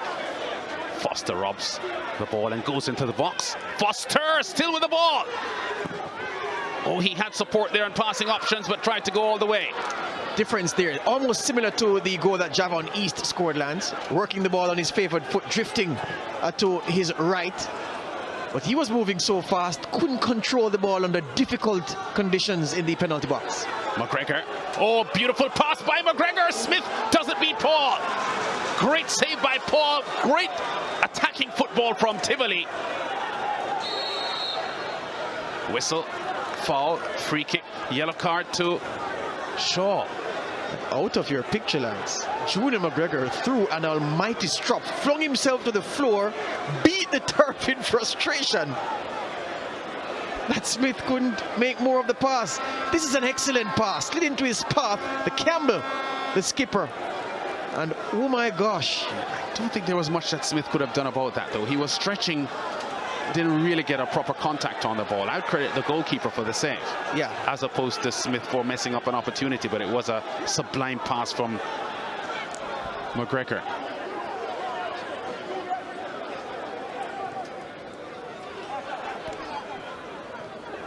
Binns. Stewart. Skillful Stewart still with the ball. Smith gets the ball away. Junior McGregor, though, Lance, has looked dangerous since his introduction. Oh, he's a high-quality player. As I said, there must have been a strong temptation to start him. But I could see the logic in starting him on the bench under these conditions. Campbell covers a lot of ground. McGregor trying to slide the ball through to the overlapping Campbell. Now Portmore on the counter-attack. East making his way goalwards. Offside call against Foster. Could see Foster trying to hold himself back from the run. Hesitated initially, and maybe it is that East should have played the ball a lot earlier. Yeah, he should have. Foster saying he's injured. No, Foster is hurt. No, he was a substitute that came on, Foster. And could be some worry now in the Portmore camp that his fitness is now in jeopardy. Referee Odette Hamilton trying to keep things calm there. Davin Watkins, the Tivoli goalkeeper, telling Foster that he's not injured, he should get up. And both men exchanged angry words.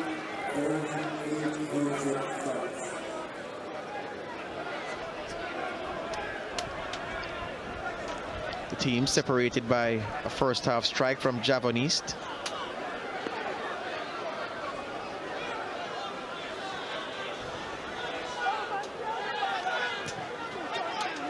Tivoli on the attack. They've looked very purposeful here in the second half, even though they're down a man.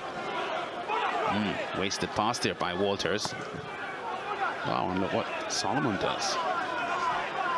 Just kicks the ball away. I would think has given up an unnecessary throw here to Tivoli when He had time and comfort to make had another option, didn't he? Ball crossed inside. Oh, the ball is still in. Morris did some good work there to keep the ball in, but wasn't able to keep possession of the ball.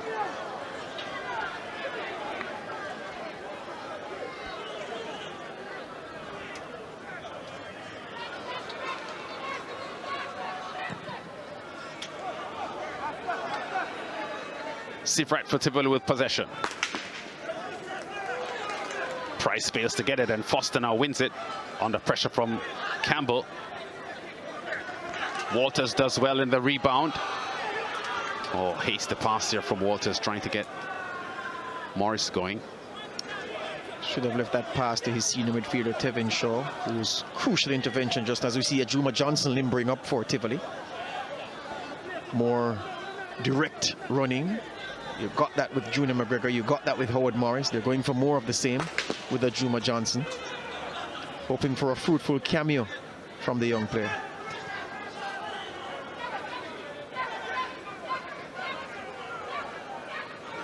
Tremaine Stewart robbed of the ball by the hard tackling Tevin Shaw.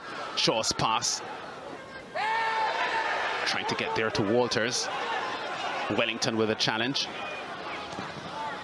Solomon gets a long kick downfield.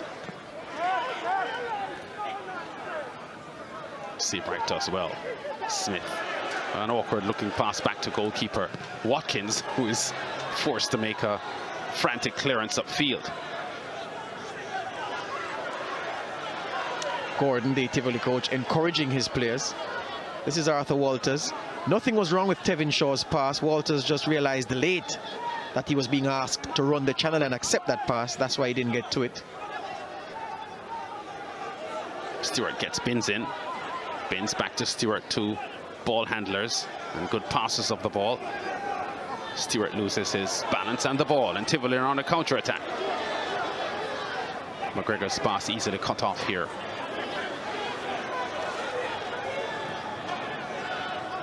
Morris, still Morris. McGregor gets Smith into the game. Oh, Smith cuts inside. Great play here by him. Oh, and Paul probably got the sun in his eyes or something. Punches a ball away that looked as if he could have held it. Campbell's fierce cross inside, cleared away by the Portmore defense. Walters commits a foul, knocking Malik Foster over. Good foul by Walters, because Foster was charging into open space, always a danger, and the young man making the right decision. Ajuma Johnson is getting ready to come in for Tivoli Gardens to replace Arthur Walters. That could have been his last significant act of the game, yes, and he's telling the bench that he's okay to continue. They're asking him to make way, and he's coming off on the near side, just below our commentary point. So the youngster Walters now off, and Ajuma Johnson now on. Johnson has a pair of goals so far this season for Tivoli, and they badly need one from him today. Wondering about Portmore's strategy at the moment, though. Not impressed by it, I must tell you. No, I think that they have a man advantage. They have overall control of the game. I think there must be a temptation on their part, or at least an attempt on their part to get a bigger advantage going into the return game. Fine line between comfortable and lackadaisical, and they've just been appearing lackadaisical over the past few minutes. I can see what they're trying to do. They're trying to hit on the break lines through Malik Foster or Jovan East. But some of the midfield play has been dozy. And I did suggest at halftime that they may want to just hold what they have here, confident that they have the measure of this Tivoli team. But while I look a gift horse in the mouth, if you can get two, you take two. And that man, it'll be interesting to hear what, oh, I hate to use that phrase, but there you go. I'm keen to hear what he says at the end of the game about their approach in the second half with their numerical advantage. Yeah, it's a two-leg situation, and a 1-0 advantage, pretty tenuous. And if Tivoli gets like Elton Thompson back in for the return game, who has scored 11 goals so far this season. I think Teddy Johnson is pretty much out for a few weeks, so he won't be back for the return game, I'm pretty certain. But there's a possibility maybe that Thompson could be back in. And Tivoli opposition next week could be decidedly tougher than the one they're facing now. Binns, delightful ball through here to Jovan East. East turns his man and kicks over the top. What a great ball that was from Michael Binns. East disappointed with his effort. Turned his man well. Got room to rifle the left-footed shot on goal, but he kicked it high. And an inquest in the middle of the Tivoli midfield. This is the pass from Binns. Look what East does. Rolls his man, turns Shavar Campbell the wrong way, and should be burying that Javon East after doing the hard part.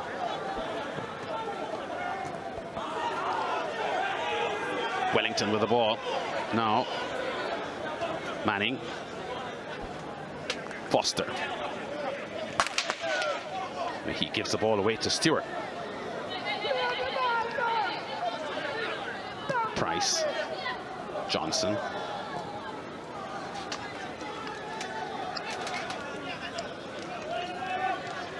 Ball knocked over the touchline here for a throw now to Tivoli, who are pressing forward and are showing a lot of resilience down with 10 men. Tivoli. McGregor there in the number 7 shirt, the architect of many of their offensive plays at the moment. Morris, great back heel here. Stewart tries to force the ball through. Wellington blocks it. McGregor now has it. Rifles the ball inside. And it's Morris who is getting to the ball first. Binns. Gets away from his man well, Binns, but over dribbles the ball. Steve Wright wins it well. Felt he was fouled there, and I thought he was fouled as well. But referee Hamilton saying she gave him an advantage that he didn't make the most of. So no foul call. Stewart does well here. Smith. Johnson.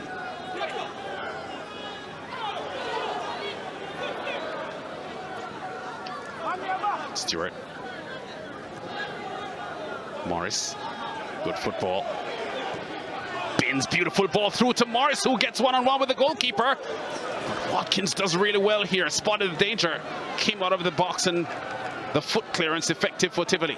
Binns doing everything right. Looking a class player on this pitch. And Ricardo Morris, I blame him. He didn't anticipate the pass initially, Lance. Went after it, started out at the starting gate. He was slowly into stride if this were horse racing. And that's why he didn't get there. Peach of a pass again from Michael Binns, who was having the time of his life in that midfield. Johnson gets to the ball, being harassed here by Manning. Shrugs off the Manning challenge. Shaw. Smith.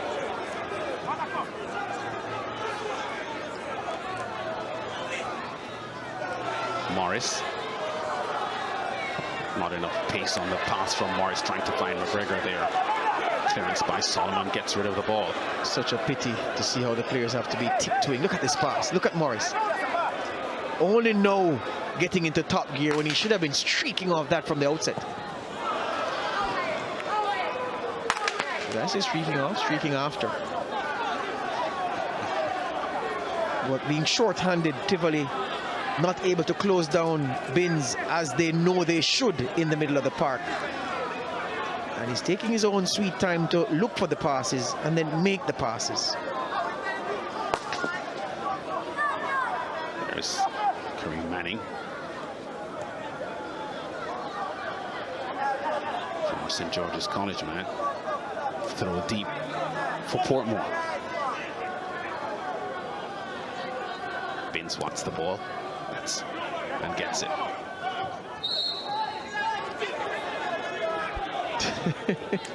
Barrington Price complaining that every call goes in Javon East's favor. I agree with him there, because East was making an attempt to head the ball. He was posting up. This isn't basketball. Price was the only one going for the header, and he won it. Bradley Stewart, veteran coach of several teams that have played in this Premier League, an interested observer. Foster just overruns the ball there, and Tivoli having the opportunity now to start a counter-attacking play with Ajuma Johnson. Johnson's pass crashes into the back of Manning. Shaw slides in. Oh, he has hurt himself. Shaw coming in with a challenge. Free kick won here by Tivoli. I tell you what, this was such a Tremaine Stewart caught him with the studs, sufficient to shift Tevin Shaw's shin pads. You'll see him adjust it. There he is. He's going to adjust it shortly. But yeah, that was painful. Seafright with a free kick for Tivoli.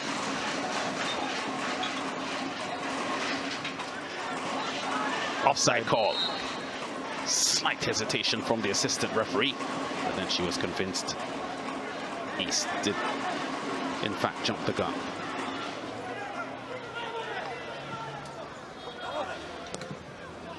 Wellington with a clearance for Portmore. Grandison, Johnson, Binns, Solomon.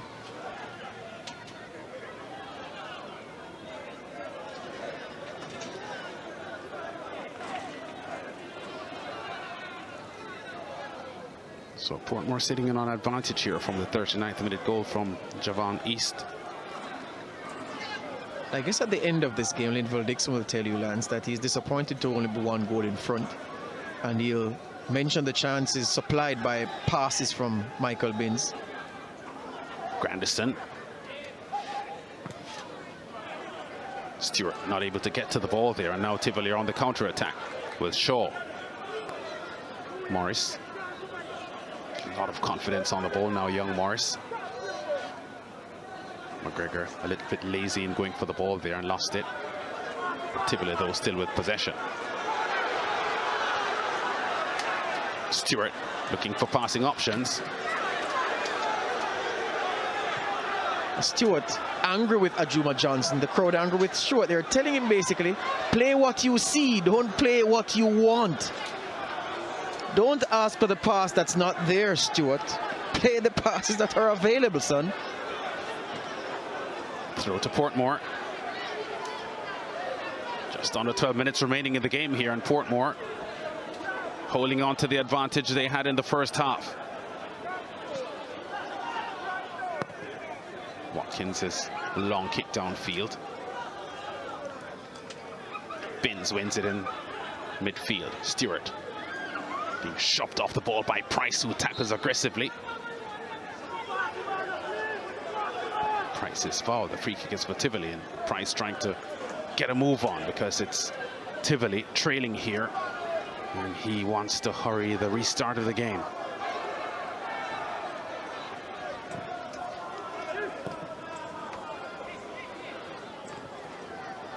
McGregor.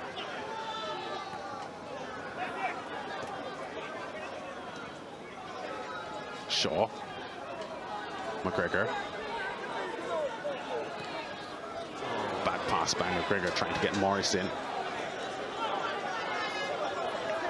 Someone in the crowd asking McGregor if he's tired, and that pass looked like the pass of a tired man. Oh, great skill there by Ricardo Morris. Still with the ball, Morris. His cross inside, looking for East, who does well, but then loses his balance. Yeah. Slide tackle. Yeah, he snuck in behind Price there and moved really expertly to win the ball. Then lost his footing. I was making the point that the slide tackle came in from the surface. Here he is, chest trap. Yeah. Nice touch, and then the field tackles him. Good smart work there from him, because I don't think Price was anticipating that move, so he just sort of snuck around him and won the ball. Morris shoved by Binns. Free kick to Tivoli. An apologetic gesture from Binns. Coming off his outstanding play in the Premier League last season, Binns had a contract in the USL Pro League last year and spent a few months there. Was a standout player for Glenmuir High as well. But here's McGregor, former Rivoli player, with an opportunity from the set play to get Tivoli back in the hunt. Strong kick on goal, but over the top. Nothing much in that.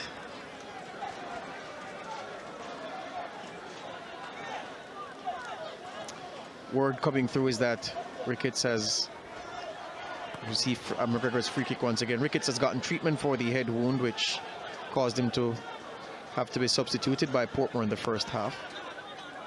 And that Brackenridge is also okay after getting medical treatment. Both players having been taken to hospital after a nasty collision in that first half. Brackenridge being red carded for his role in that incident.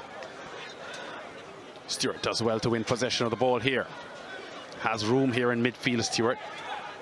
Offside call against Foster. I can't believe he did that. He could see the line as he ran across. Stewart gets a good return play here to Johnson. Johnson's long ball tries to find McGregor, but the ball skids away from him. Goal kick to Portmore. Approaching 8 minutes to the final whistle. There's the offside call with Foster just creeping prematurely behind the defenders. Substitution by Portmore, number 8, Ricardo Morris, coming off to be replaced by number 3, Andre Dice.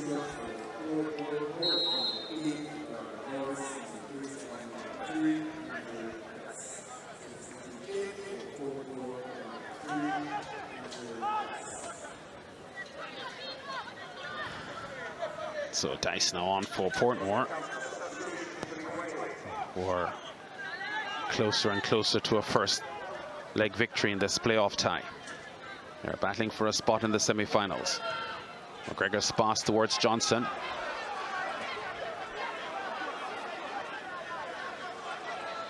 Oh, Johnson does really well here. Oh, goes for goal! And the goalkeeper tips the ball. Does he get a hand to it? That ball just squeezes just past the far post. Goal kick. Goal kick. Oh, just for a moment there was a hint of Shaban Shaw Paul getting a fingertip to the ball, but that was... I think he missed it for real. I think he was going for the cross, though, to Morris at the back post, Ajuma Johnson. But very encouraging play here from Tivoli. They've been a man down from late in the first half.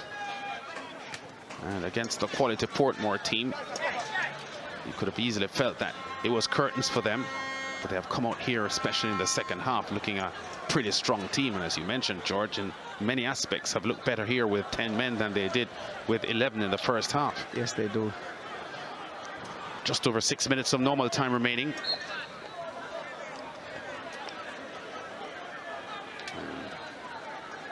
Portmore are just, I'd have to say, staggering their way to a victory here if they do get it, because their performance has been pretty unconvincing themselves.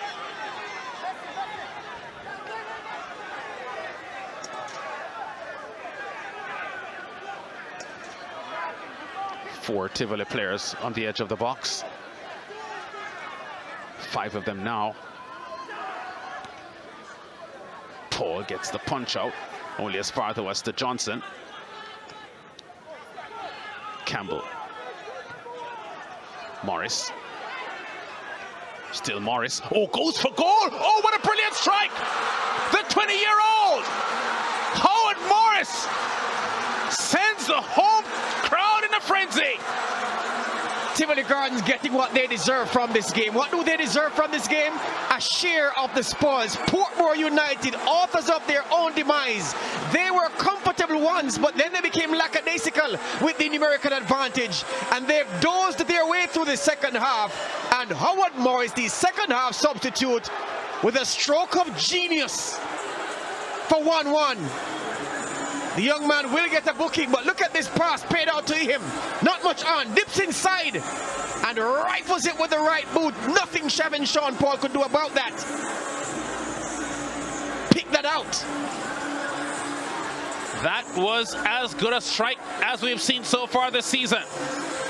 The 20-year-old, we've spoken about how much more comfortable he looks in the top flight now than he did 2 months ago when he made his debut. Comes up with a stunning strike that I'd have to describe Portmore as the idling leaders, now in a 1-1 tussle to the finish. Got what they deserve, Portmore. didn't deserve to win this game, not on the evidence of their second half showing numerical superiority, the ability to kill this tie. And not because of Binns. He has done his job providing the opportunities for the forwards, but the forwards have been wasteful and other players have been careless, Lance. And that's why at this point it looks as if they're going to leave with only a draw. Well, let's see what the final 4 minutes will serve up here in this fixture. Tremaine Stewart. Binns under some pressure. Dice stumbles and falls. Johnson does well to keep possession of the ball. Campbell. Wellington with a header out. Shaw wins the header. Grandison commits a foul. Free kick taken quickly for Tivoli, who are now on the advance through Nicholas Smith, who goes for goal with a strong left-footed strike. Shaw. Oh, goes for goal from distance. And Shaw is hurt. He's calling to the bench. Cramp plans, and they have no changes left, so not sure what they can do for him apart from help to relieve his pain. But this is his shot. Howard Morris isolating Roberto Johnson on the right-hand side of the Portmore defense. Feinting to go left, cut inside of the right foot. Shaw being treated there now. Yeah, looks like a hamstring complaint as well. Binns also getting some treatment. In the dying moments of the game here, we're approaching the final 2 minutes. This is the goal. The ball played out by Campbell. Look at him. Roberto Johnson goes to confront him. Dips inside. Malik Foster doesn't close down quickly enough. And wow, what a strike by the young man for his first Premier League goal of the season, Lance. Yes, it is. First Premier League goal of his lifetime. And Shavin Shaw, Paul, diving full length to his left to try to keep it out. He couldn't touch it. That was a goal from the top drawer. So the Manning Cup standout for Heidel steps up into the top flight and shows great comfort. And we're a minute and a half from the final whistle, plus whatever time to be added on for stoppages. And who's the game's outstanding player, Lance? Wow, that's a really, really tough call. I'd say for Portmore, the goal scorer East and Binns have been outstanding for them.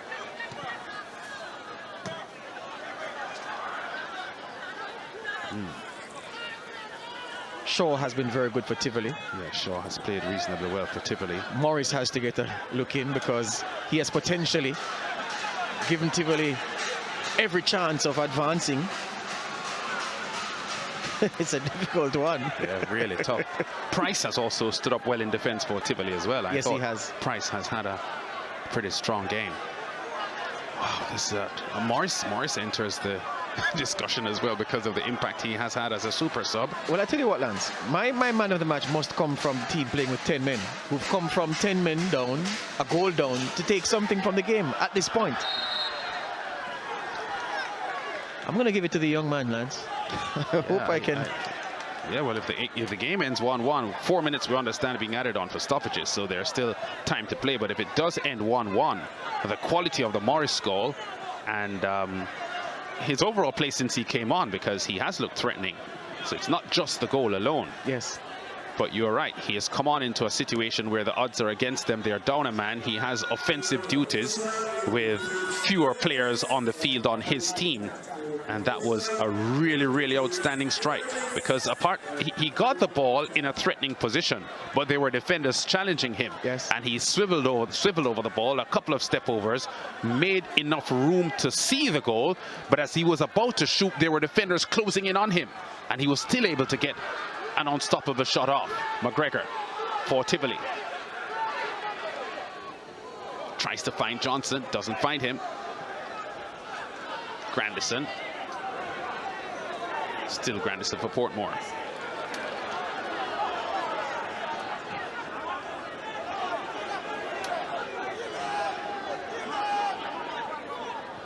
Foster wants the return pass. Smith gets the challenge in and gives up a corner though. So we're in stoppage time. A minute of the 4 added on, expiring already. So 3 minutes to play, and Portmore with a corner kick and an opportunity to restore the advantage. Their coach will criticize them for stopping to do work. Tivoli, to a man, have run themselves into the ground because they had to. As you said, Portmore, the horse in front, traveling powerfully, who's idling in the last furlong. To the near post, the corner is Tremaine Stewart's header. Unthreatening in the end. But Portmore would be very flustered at this point with the state of the game, given the fact that they had a lead, who were playing a man advantage, looked to have the game in their hands, and suddenly, in the dying moments, finding Tivoli 1-1 with them.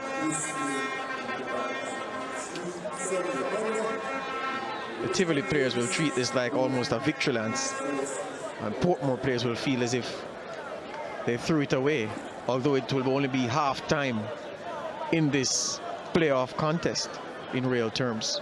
The return game next week.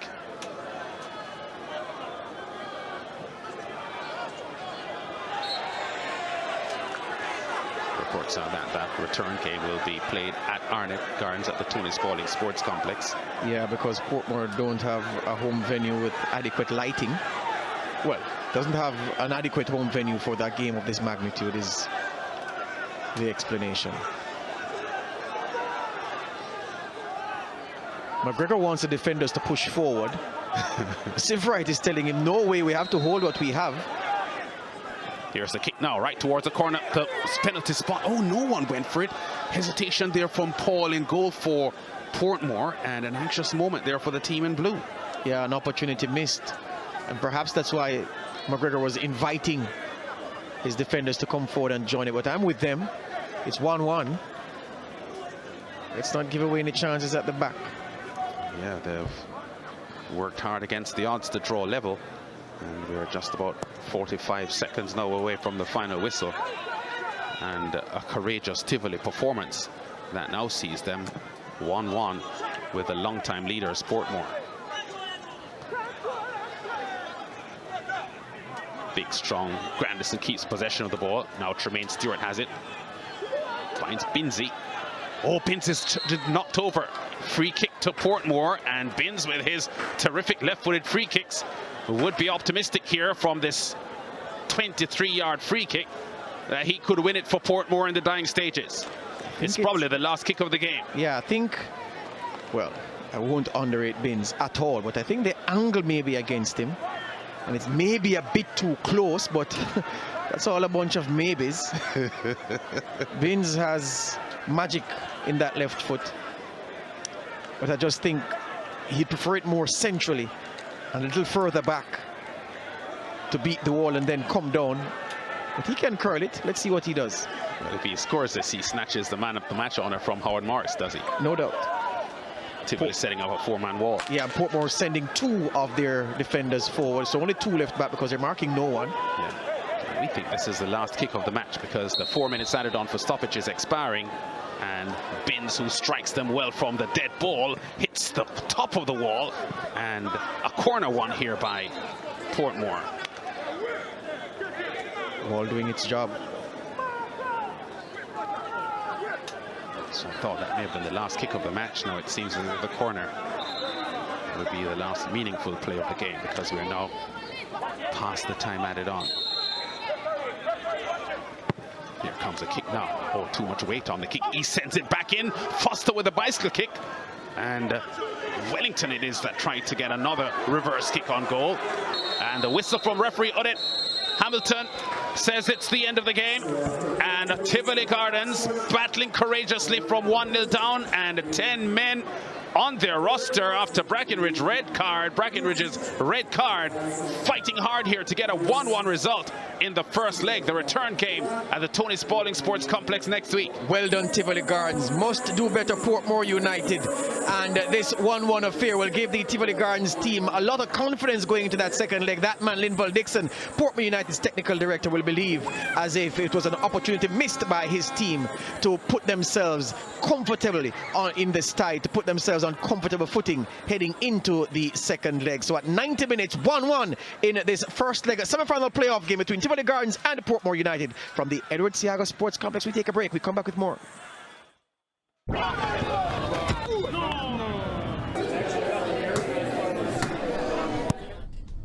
Say one bag of gold medal pan me now. Red stripe alone champion boy go. Pan a pour them a sing and tempo. Red stripe, watch out, watch out, watch out. Man shall I be the forward boy. Red stripe Premier League champion boy score.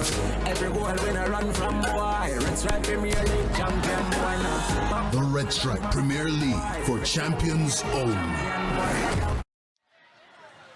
Back we are at the Edward Seaga Sports Complex. A couple of the Tivoli players understandably shattered after the amount of work they had to put in to get something from the game. This is a playoff, no points on offer, but certainly Tivoli will play as if this is a victory when they go to the Arnett Garden Sports Complex for the second leg.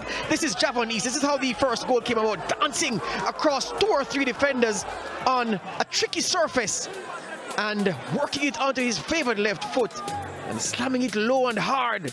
Davin Watkins unable to keep it out.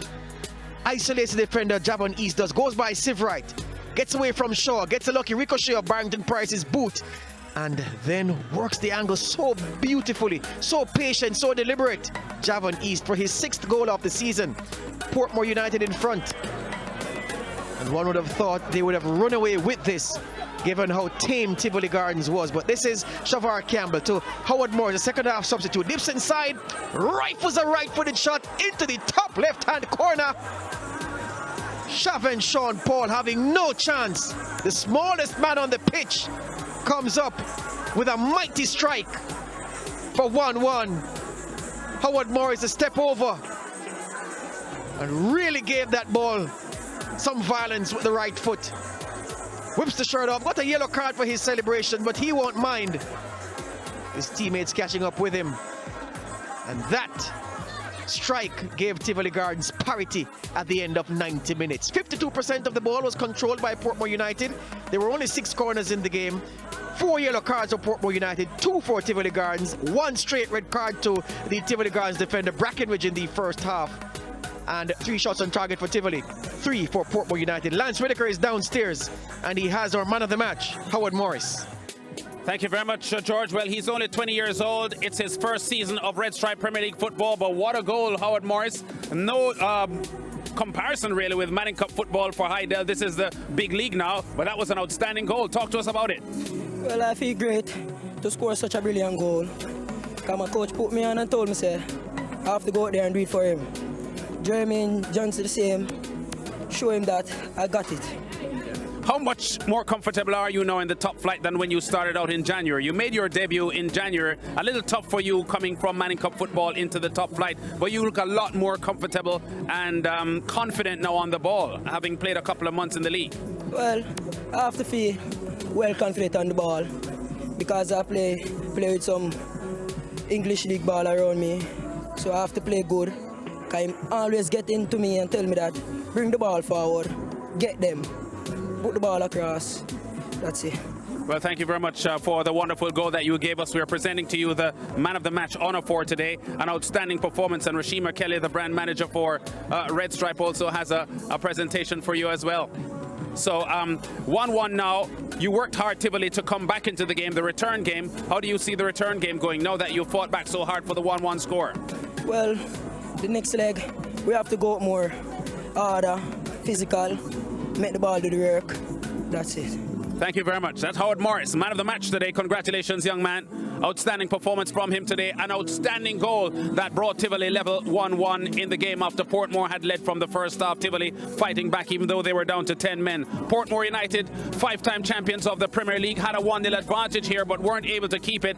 Disappointed Linville Dixon, that your team wasn't able to hold on to the lead. Yeah, definitely so. Disappointed, because after, Tivoli got down 1 man in the first half, and we talked to the players in the half-time interval, just keep position of the ball, keep move the ball, but somehow we lose our discipline today and, let Tivoli back into the game, and hence, a 1-all scoreline today, a little bit disappointed, but, the first leg still tie, so the second leg will have to come better. Yeah, from a commentary position, though, you said the halftime instruction was to keep possession of the ball, keep in control of the game. But there were points in the second half that you looked a little bit too comfortable, as if you were satisfied with the 1-0 lead and were pretty much coasting, as opposed to driving home the advantage with a one-man advantage and maybe getting a 2-0 score. No, when I look at the team really, playing in the second half, it was really frustrating to see they're not playing like as a unit, individual thing, and people not tracking, people not running back,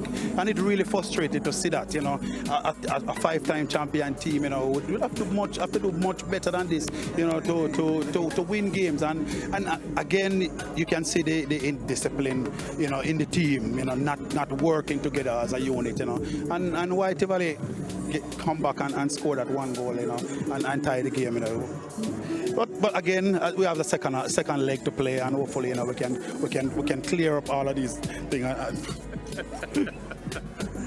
Yes. There seems to be more than one opposition for Portmore this afternoon, with Wasps getting in the way and also providing more hurdles for Portmore. But you have the home game in the return next week. It's now 1-1. How confident? We understand the game is going to be played at the Tony Spalding Sports Complex, a venue that you are pretty comfortable at. How confident are you that you can get the victory and go through to the semis? Well, pretty much confident, because we know we have a good, solid team. Of course, inconsistency killing us over the season, but hopefully, we can get it.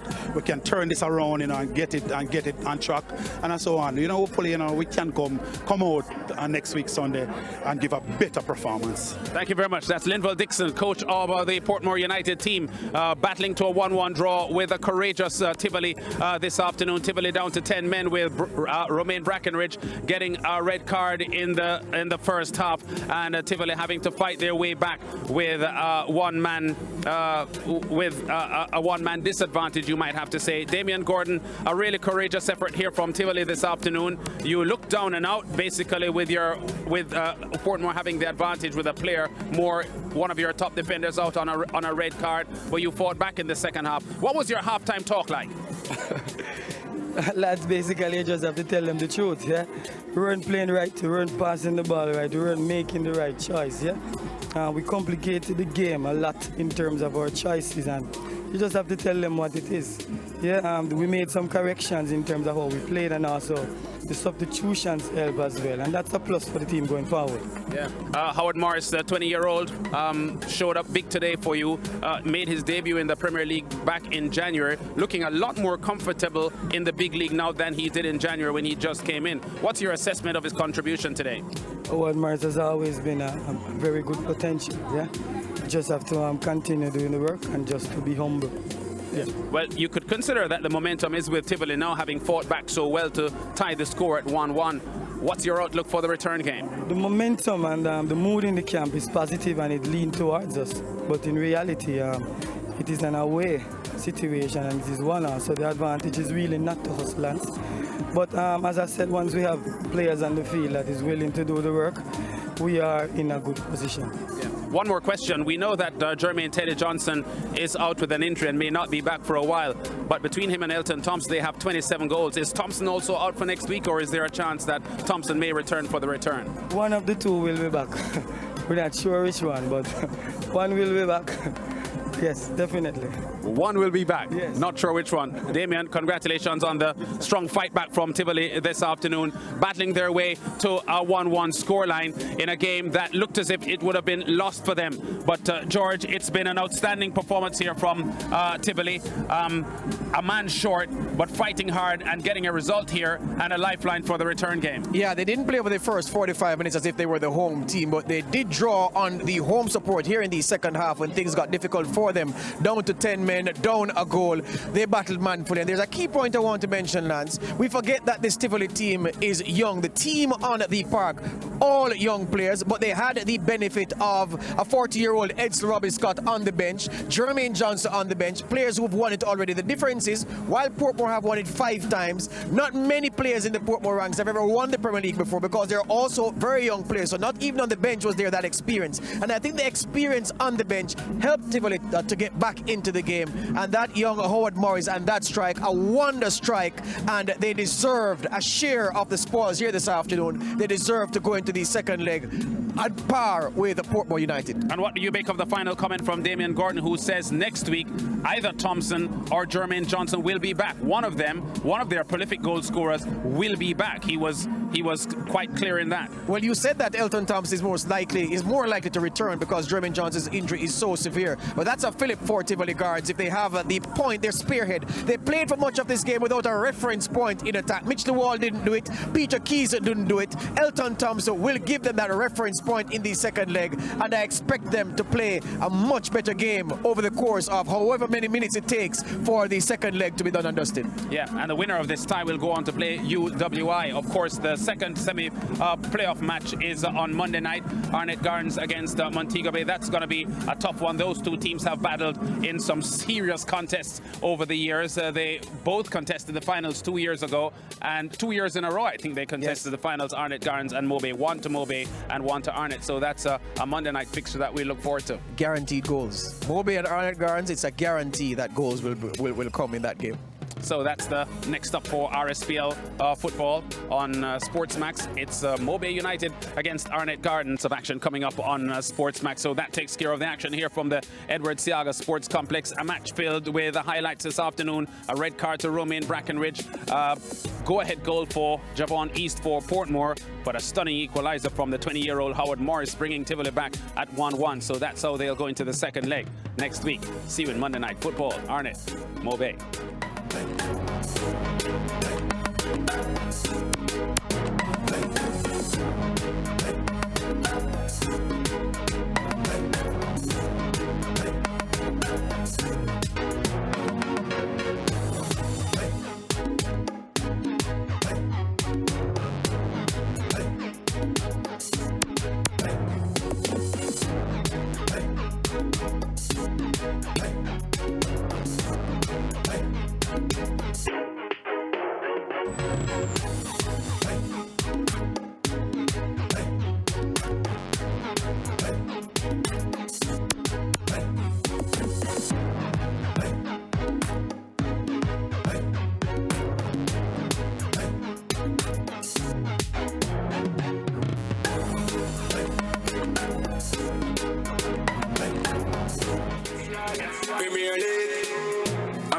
Me say one bag of gold medal pan me now.